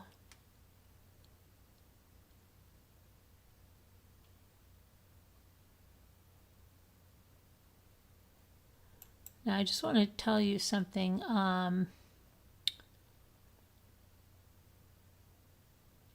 When was this? Let me just see here. August 6th. So just real quick. This woman right here. That is LaTarsha Sanders. And Massachusetts justices ruled that the jury should have heard evidence of mental illness in her case. She was convicted in the same county where Miss Clancy is on trial for murder, and a retrial was ordered now. So a woman serving 2 life sentences for the murder and the killing of her sons in Massachusetts got a new trial in August. Okay, this is August 6th. After lawyers argued that the defense should have been able to introduce medical records documenting her mental illness. LaTarsha Sanders, 51, was convicted in 2022 in the same county where Lindsay Clancy is now standing trial for murder in the 2023 strangulation death of her 3 young children. The same judge, William F. Sullivan, is presiding, and the same district attorney, Timothy Cruz, is prosecuting the case. Like Ms. Sanders, Ms. Clancy has pled not guilty. Her lawyer is arguing that she is not criminally responsible for her children's deaths because she suffered from postpartum psychosis and hallucinated a voice that ordered her to kill them and herself. Ms. Sanders has no diagnosis of mental illness before stabbing her children, ages 5 and 8, killing them at their Brockton home in 2018, but she had become obsessed with a secret society known as the Illuminati and feared that it was trying to kill her and her children, according to the court records in the case. After her sons' bodies were discovered at her apartment, she initially told the police that her eldest son and his father had killed them and that she had tried to stop the attack. She later said the boys had been killed as part of a ritual undertaken to achieve eternal life connected to the Illuminati. A neuropsychologist who evaluated Miss Sanders concluded she had been grossly psychotic with schizophrenia and other disorders at the time of the killings and lacked the capacity to appreciate the criminality of her conduct. But at her trial, Judge Sullivan ruled that the details from Ms. Sanders' medical records could not be cited by defense experts unless the prosecution opened that door to such testimony. The medical records were not presented to the jury, which convicted her on 2 counts of first-degree murder. A unanimous decision on Thursday from the state Supreme Judicial Court found that Judge Sullivan had improperly impeded Ms. Sanders' insanity defense by excluding details of her psychiatric symptoms and diagnosis. The ruling came on the 8th day of testimony in the trial of Lindsay Clancy. Her case has revived a long-running debate about the legal system's treatment of women who kill their children. 20 years after Andrea Yates, a Texas mother, was found not guilty by reason of insanity in the drowning deaths of her 5 children. Ms. Yates had been convicted of murder at her first trial. The verdict was overturned on appeal. A retrial ended with a not guilty verdict, which has since been seen as a milestone in public understanding of postpartum psychosis. Robert F. Shaw Jr., the lawyer who's representing Ms. Sanders said that her case involved an extraordinary tragedy and a legal proceeding that was fundamentally unfair. Among the information that was withheld from the jury in her case were descriptions of symptoms she exhibited in the months after the murders, including paranoid delusions, incoherent speech, and bizarre behavior, such as licking windows. She also told clinicians that she had experienced auditory hallucinations for years. Ms. Sanders was convicted on December 27, 2022, and sentenced to 2 mandatory life sentences without the possibility of parole. And just 28 days later, on January 24, 2023, Lindsay Clancy fatally strangled her children in the basement of their family home in Duxbury, Massachusetts, after her husband briefly left to pick up takeout dinner and children's medication.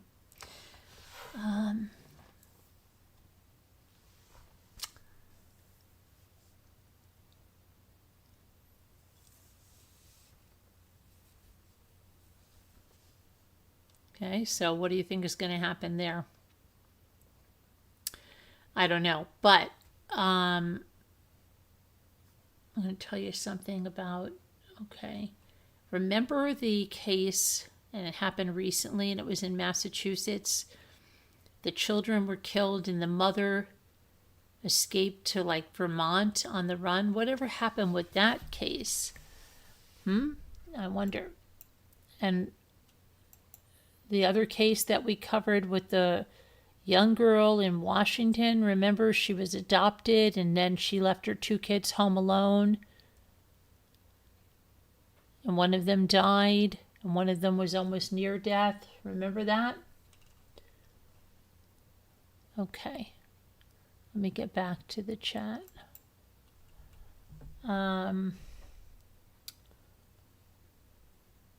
I'll see if I can find out where I read that. Where you read what, honey? I don't know if I could go on if this happened to my kids. I agree with Megan. I don't even see Megan. Oh, Megan, I getcha. And every woman does not have depression after having a baby. No, every woman does not.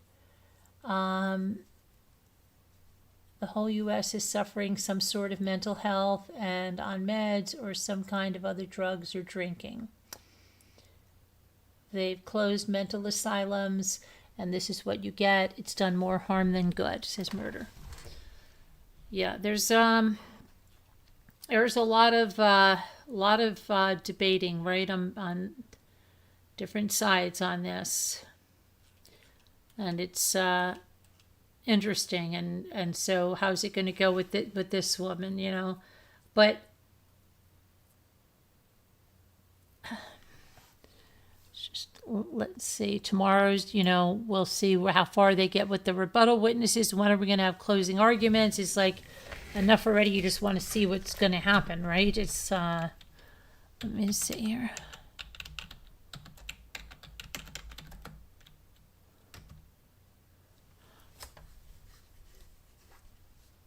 Oh, boy.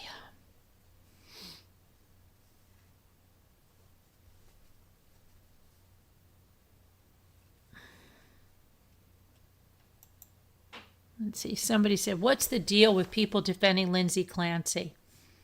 I don't know the full details. I know she allegedly killed her 3 kids. There was also some mental problems, then something with her husband. But my question is, why is there a group defending her like they know she's completely innocent? I've seen some videos of very heated debates where women are very passionate about defending her. Why? Someone said there are 3 camps of people who each believe the following. There's the camp that believes she did it and that she should be convicted as such. They don't have much sympathy for her at all. Then the camp that believes that she did it as a result of postpartum psychosis, which is also a genuine medical condition. This is what the defense is trying to say. This camp also thinks that this happened because the medical system in part failed her. Hang on. failed to treat her properly and is thus partially responsible. They have sympathy for her as far as they believe she should serve her sentence in a mental facility where she can receive the proper treatment. Okay. Then there is a camp that believes the husband either egged her on or staged a very elaborate scheme to frame her so he could start a new life with his now wife, whom this camp alleges looks a lot like Lindsay. They seem to be the most vocal in their support of Lindsay and allege that she is the victim of an attempt at a family annihilation at the hands of a narcissist. They think that she survived despite his best efforts and that the police did a shoddy job investigating because his family is part of the police force, and that his new wife may have been in on this scheme as well. Also, a part of this entire story is the prosecution, whom are making this case that this was premeditated and that Lindsay was mentally stable. From what I've been able to understand, they appear to be doing a poor job of it. I think the defense is still making their case, but I don't know how many days it's been for them. That's all I know. Okay, let's see.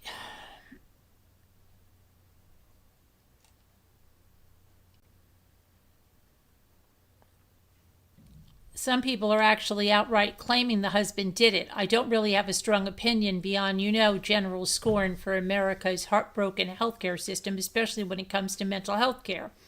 But I've read a bit of online commentary about the case, and I have seen some of the more popular TikTok speculation.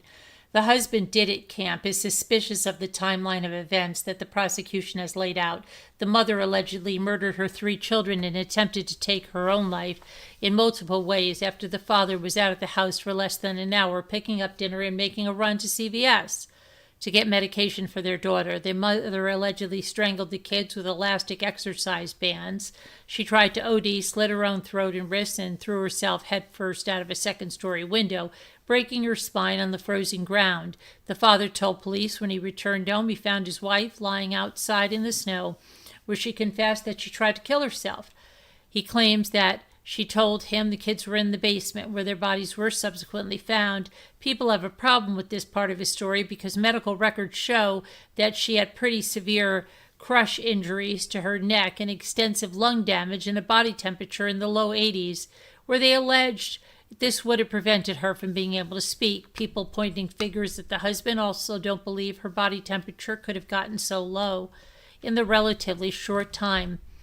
Prosecutors say she was outside in the cold, and that being said, she apparently lost her ability to shiver when she broke her back and neck and became paralyzed, which is one of the main ways that the body keeps itself warm when it's cold. And she was soaking wet with blood and body fluids, which would have caused her to lose body heat faster. Paramedics were apparently able to revive one of the children for a time, which allegedly narrows the window. She could have been outside in the snow even further, according to these people. I honestly don't know what the F happened. I'm not usually one to play devil's advocate, but I'm inclined to believe Lindsay Clancy when she says she did it. But someone in severe psychosis could theoretically be convinced that they committed a crime and subsequently provide a false confession. So I guess I kind of see where people coming with their doubts.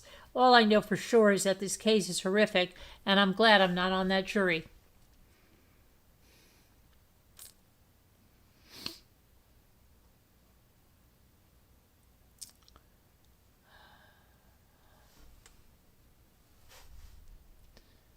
See.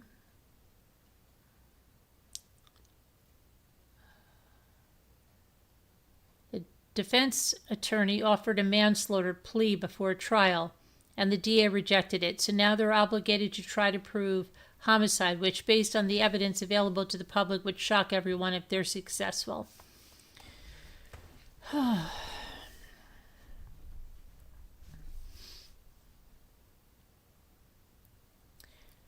It seems like it was legitimate, but ultimately some of the stuff, like people hugging their kids on TikTok saying, "Sane, Lindsay," just feels like it is incredibly bad taste to me. And I think it's souring people. Like, people are turning this into a big statement where people can then interpret and twist it into a misogynistic one. She's not arguing she's innocent. She admitted culpability, if not responsibility, and ultimately, whatever direction it goes in will piss off a lot of people. If she's declared innocent by reason of insanity, then people will say she gamed the system, and I don't know how long she'd be hospitalized for, but at the very least, it'll be magnitude shorter than she'd get in prison. If she's declared guilty, then people will say it's the very example of a woman unfairly prosecuted and that the entire trial was corrupt. This was a tragedy all around, and I feel sorry for everyone involved, although there's still aspects of it I don't understand, like, again, why some people are blaming her ex-husband.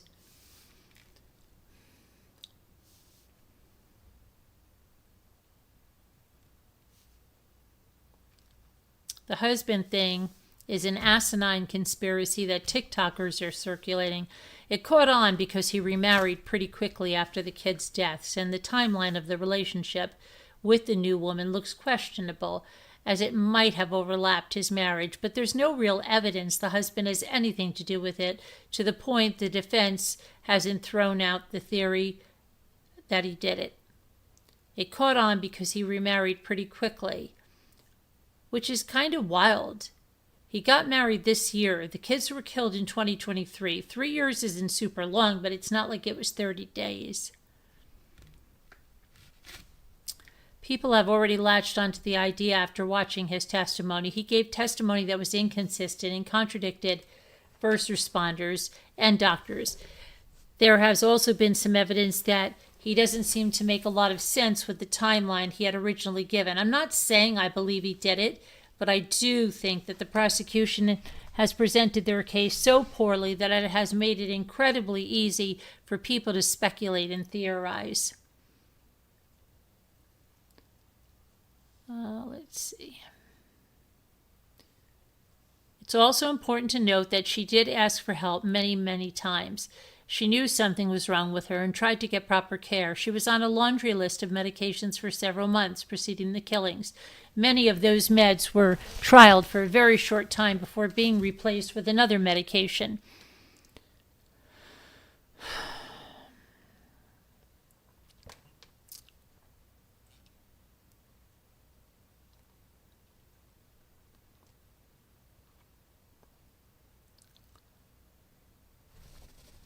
Crazy, especially knowing they have the husband on CCTV during the murders, including timed receipts and other evidence. It's TikTok brain rot. Right. That's an absolutely insane take that no reasonable person agrees with. You can easily find a few thousand trolls, conspiracy theorists, bots, edgelords, contrarians, rage baiters, and plain old dumb people that will post any bad take imaginable. They can and should be ignored. Don't forget the nature of TikTok means that there are tons of bad actors trying to influence public discourse and drive divisions, along with tons of bad actors just trying to get views and engagement on any means possible, through any means possible. The people actually supporting Lindsay fall into what I mentioned above, and that's being intentionally misrepresented as women cheering her on for killing her children. If you use TikTok, look up the influencer that was set to testify about McLean's hospital, where she checked in for 5 days on a holiday weekend. They basically shut down on weekends, with most staff being high school graduates with clipboards. No actual therapy or significant medical help is given, mostly just making sure they stay alive until Monday. I've known many people who have been there, and they say the same. I believe she did it, but I also believe she wasn't in her right mind at the time. Yeah, I don't see anyone supporting her to be released from custody except femcells. But it's also clear she tried to get help for her thoughts. She still killed her kid. She does not deserve freedom, but she doesn't deserve prison either. Let's see. Hard to say the medical system failed her when she was being dishonest with the multiple providers she consulted.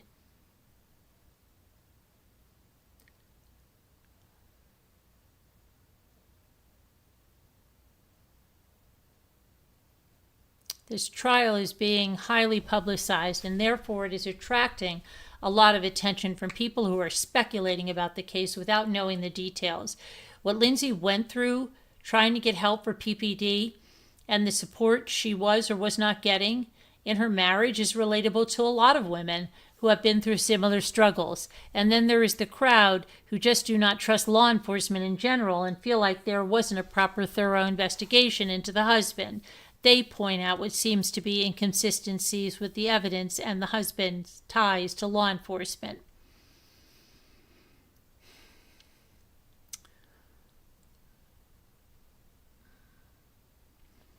Maybe I'm misunderstanding, but don't her defenders believe that her husband may have drugged her unconscious, killed the kids himself, then gaslit her to believe she had done it? I don't know what evidence supports that, but that's how a buddy of mine explained it a couple of weeks ago. Completely fabricated nonsense that's based on repeating other TikTokers' premises.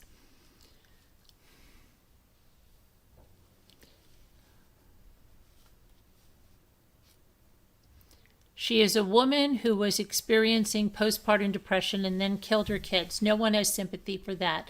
Where there is sympathy is that she told her husband and family and doctors that she had suicidal ideation.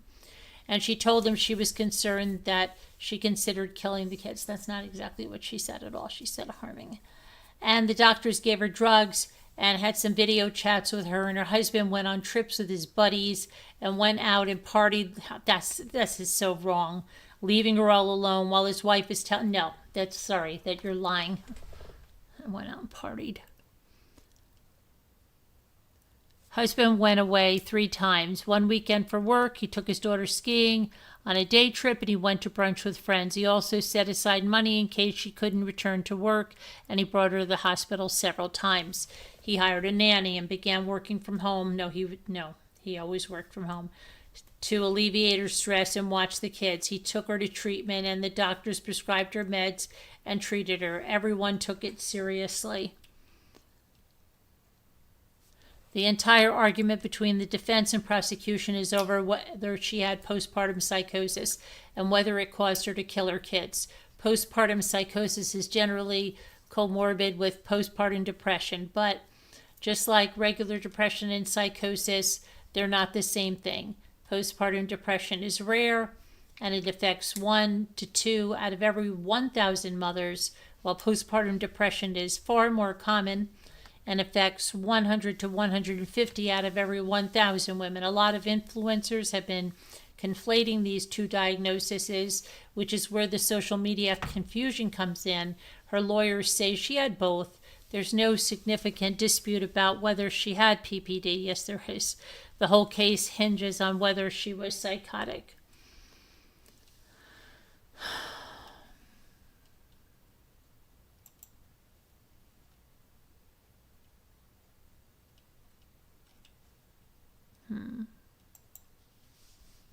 Okay, let's see what's going on here. This is case... hi, Stephen. How are you? This case is such a tragedy in every way. Yes. Okay. See, the people like to believe the opposite of what happened so they can discuss it on their channels, right? A lot of people do that. Linda Uribe, you're right. They do. Let me get to something else here. I know we're getting onto our other time, but...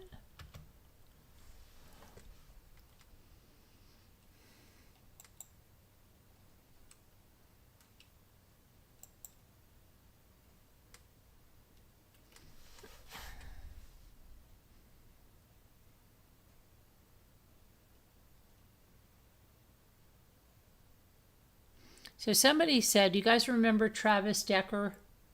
Travis Decker, he was the guy, remember he killed those 3 beautiful little girls of his. He took them from the mother.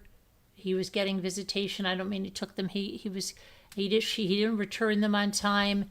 And they found the 3 little girls dead, and they didn't know where he was, remember? Travis Decker zip-tied and suffocated his 3 children. He was diagnosed with borderline personality disorder. He was a combat veteran. Nobody defended him. Mental illness doesn't absolve you of murder. That's what they're saying. Okay, nobody was defending him either. Let's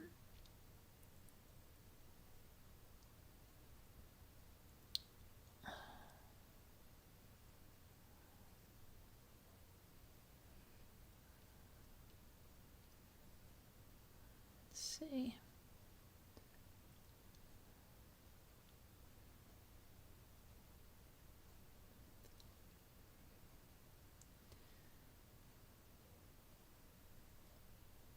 Now, there's another thing. Remember when she said, oh, she wanted a 4th child and this and that?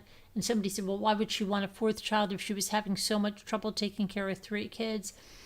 I may think that because she was so obsessed with working out, and they said that she had went on a run the day she had Callan, and maybe, and we don't know this because she was so obsessed with that beach body thing and everything like that, perhaps she got a lot of atta-girls when she was pregnant. Like, oh my gosh, you're 9 months pregnant. You're in such great shape. Oh my gosh, you're running every day. Oh wow, you just had the baby. You look great. It could be that she loved that kind of attention, and that maybe she felt she excelled at being pregnant but still working out really hard, and just she loved that part of it. Perhaps maybe that got those endorphins going for her like the exercise did, but then getting all those kudos and people saying, oh my gosh, Lindsay, you're something else, right? Are you really 9 months pregnant and you just ran 5 miles? Okay, so it could be that part. And then, yeah, she gives birth, but maybe then everybody's looking towards the baby. There's still the people that are saying, wow, you look great, right? But maybe not as much. I don't know. I wonder if that could have anything to do with why she wanted another baby. Maybe because by being pregnant, she just like that. I have no idea. That's just one thing I'm throwing around. There was another thing I was throwing around, and what was it? Gosh,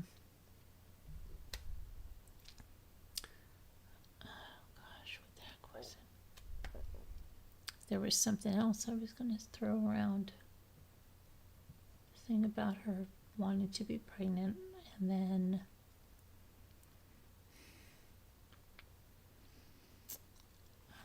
can't think of it now. Okay.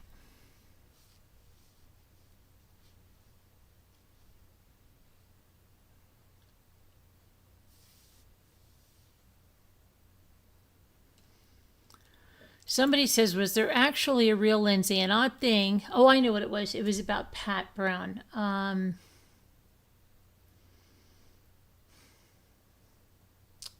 She said something I was just going to comment on. Oh, she said a lot of nurses happen to be murderers, okay? There's been a lot, and it can be like a control thing, like nurses have this power and they're controlling lives, with medication and their care and this and that. And that was an interesting thing that's her profession, Anyway, and I think for me is the zero information about Lindsay's personality or character pre-murders can be gleaned from any of the trial testimony. Her character witnesses make broad, non-specific claims like she was a wonderful mom, she was a good nurse, she was a little quiet, and she cared about her kids and her patients. To me, that all sounds so generic, superficial. Did she have any kind of personality whatsoever beyond portraying an image of caring for her kids and patients? Her journals lack any humor or insider personality. More weird, no outside news stories about her seem to exist. Like what she was like as a kid. What acts of caring did she actually demonstrate to anyone. What was her family dynamic like? No one who has ever known her seems to have shared specific anecdotes or observations about her or her family. Even the love story on the Clancy's wedding website gives no color. We met, we had secret crushes, we got engaged. You can't even tell what she thinks of her own husband. Usually in big public cases, you get some feel for who the defendant was as a person, but with Lindsay Clancy, it's not clear to me that anyone ever knew her well enough to say anything specific about her, including her now ex-husband. Why is that? Maybe that's why she's garnering all this support. She's a blank canvas onto which people are projecting their own biases about mothers, women's innocence, and mental health.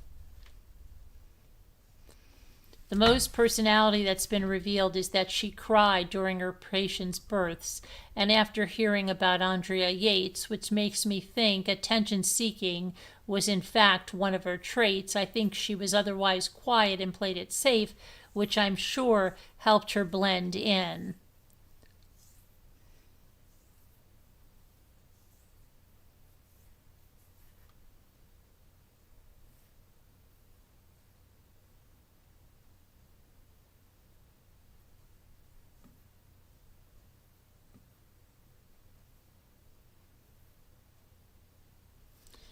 Let's see here.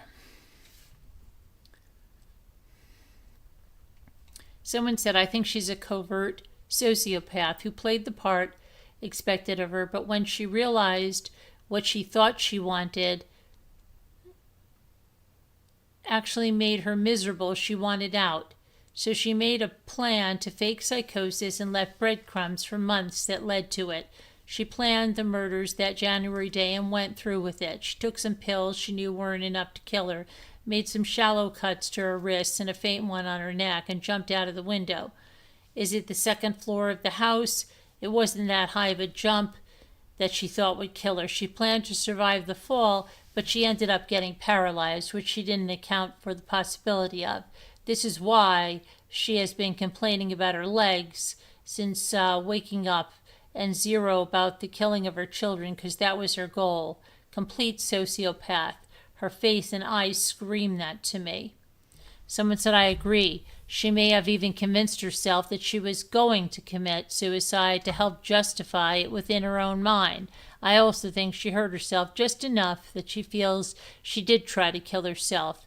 These sociopaths play mind games, even with themselves, to maintain the ego. Someone said, I shite you not. I've been chasing a similar thought pattern this evening, so on the surface, we are expected to believe that this woman rapidly deteriorated in a 4-month period from typical mom to a mass murderer, and her massive medication lists are to blame. Well, it's been looking less like that to me, and I've been trying to find everything I can before her first visit with Tufts, and it's very limited. There were reportedly tons of screenshots of her Facebook posts on Reddit in the days after the crime, but it looks to be scrubbed. She's really the kind of girl I'm dying to know how her friends and associates would characterize her when she's not in the room. I don't believe the witness testimonies open us up to that, and speaking of which, one real friend testified they barely even talked to her or saw her. I know people that knew her, consistent with every witness who testified and anyone who has ever spoken about Lindsay Clancy. The 2 people I know that work with her said she was very nice, kind, a very devoted and loving mom, and the last person they would ever think would do something like this. Those of us with narcissistic and sociopathic moms have heard this time and time again when we recount our child abuse to others.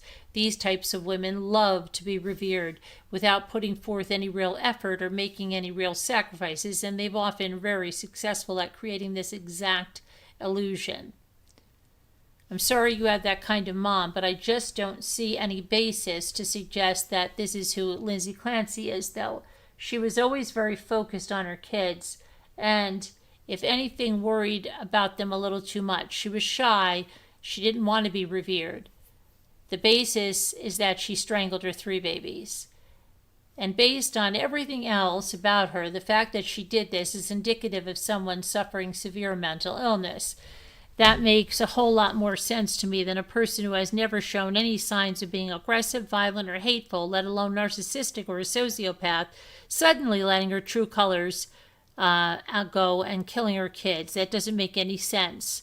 I understand it's hard to comprehend, but the reality is that people like this do exist. It is dark and terrifying, but it is real. I've read a lot about PPP, bipolar disorder, throughout this case, and I have tried to keep an open mind. I imagine you have researched these things too, but I encourage you to also read about narcissism and sociopathy. Let's see.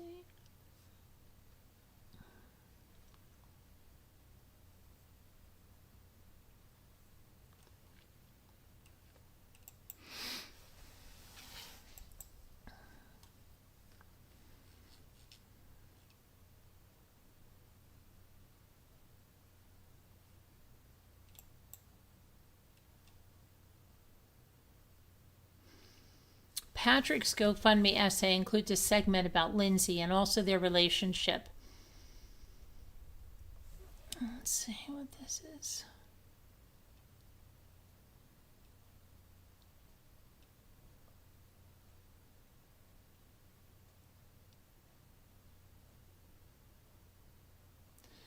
Along this line, I find it odd that a young, healthy, educated couple with stable careers, middle-class income, 3 beautiful, healthy children, living in a quaint, family-friendly town in a home valued at $1 million would have a core component to their existence, the recognition that they would get lost and that the other was committed to bring them home always. That he includes this means this was frequent, the getting lost and the rescuing. Or it could also mean there's significant imagined drama in their life. When I consider this as a core part of his summary of their relationship, it strikes me how clear he processes this as normal when it's not. The couple described in my post here, it is odd that one or both of them were getting lost and required someone to catch them and bring them back. Excuse me.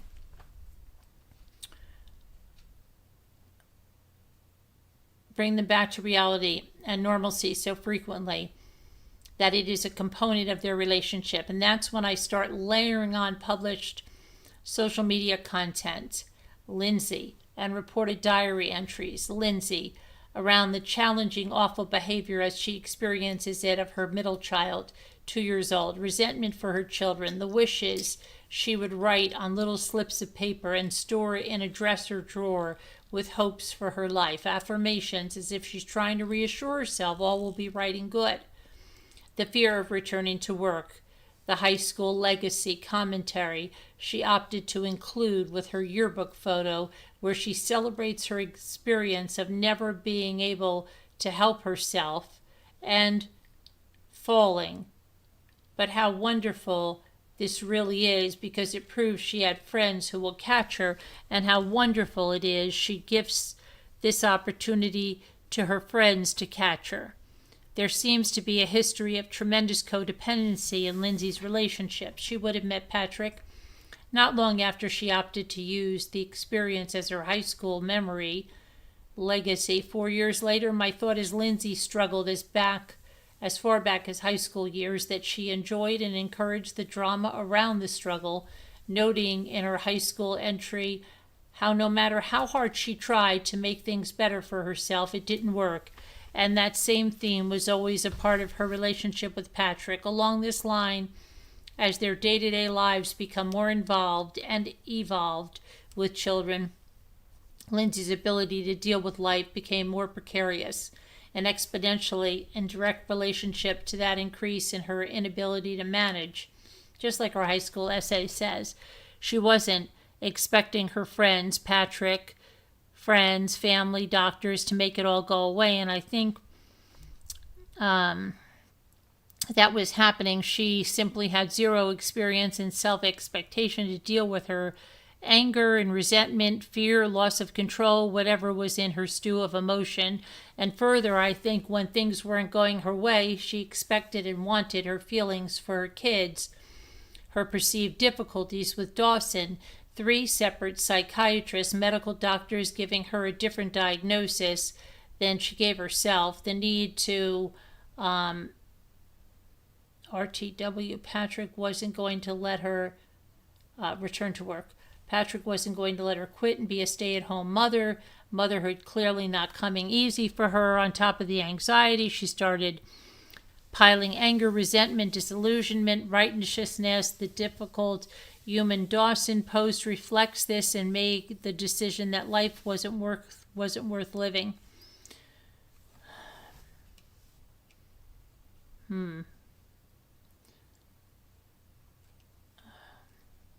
Just crazy.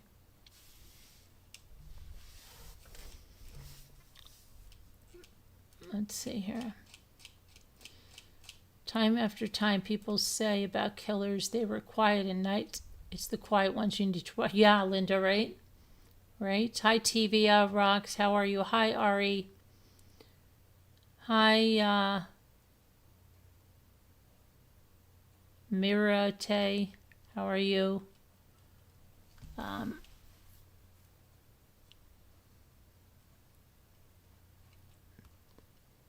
So let's take a poll and see where we are.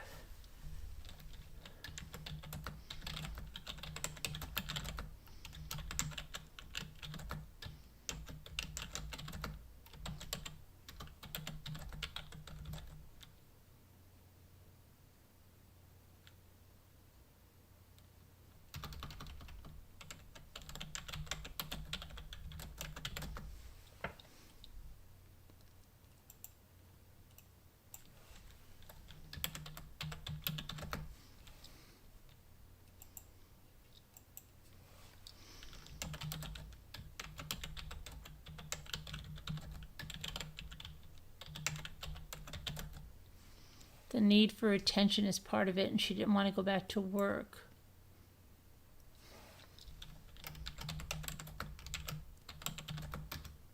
Okay, there's the poll. Do you think the Lindsay Clancy verdict will be guilty, not criminally responsible, or a hung jury? What's it going to be?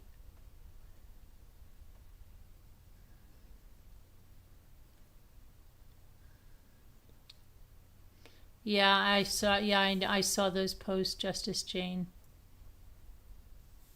Okay, 50% say guilty. Now it's going to 40% saying guilty. Let's see. 20% are saying not criminally responsible. No, now it's going pretty fast. Now let's see. Well, we've got a lot on the hung jury. Okay, get your votes in. 50% say guilty, 20% say not criminally responsible, and 30% say hung jury so far.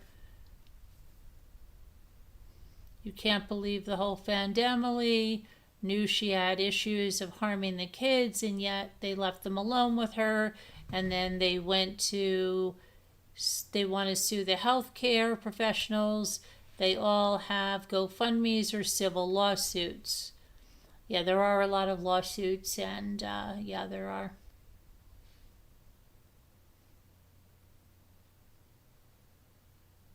I think guilty, but I have a feeling it will also be a hung jury, Murder said. Yeah, I don't know. I've got to see what the rebuttals are, how that goes. Why is my hair so crazy?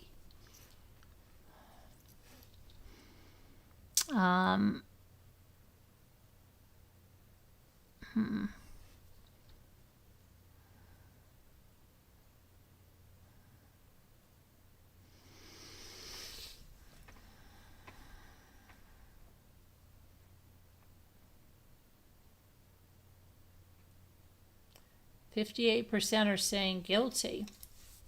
That's interesting. You say guilty, criminally responsible. You do believe the jury will say that, Justice Jane? I don't know. I'm kind of worried. kind of worried. I really am kind of worried about that. And what they're going to say.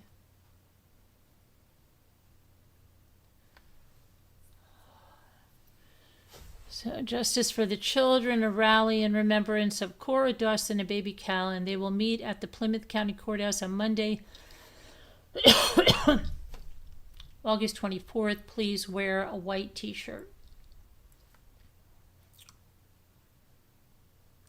I was trying to think of something. I don't know what the heck it was I was thinking of, but it was bothering me. So let's, we got to go to do our other live, and we've wanted to get up for the trial early and get that going. So I'm going to move us over, but I have to, before I do that, I have to, whatchamacallit, I have to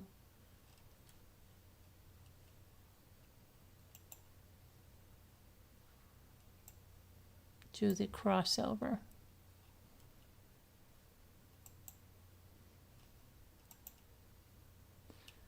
Crossover. Lindsay. Okay. Defense has admitted guilty, but the jury has to decide if she's criminally responsible. But when I mean guilty, I mean that they found her criminally responsible. Right? We know she's guilty, but you know what I mean by that, right, Justice? Okay. All right, everybody. Have a follow us right over. Red Rover, you have to all come over, please.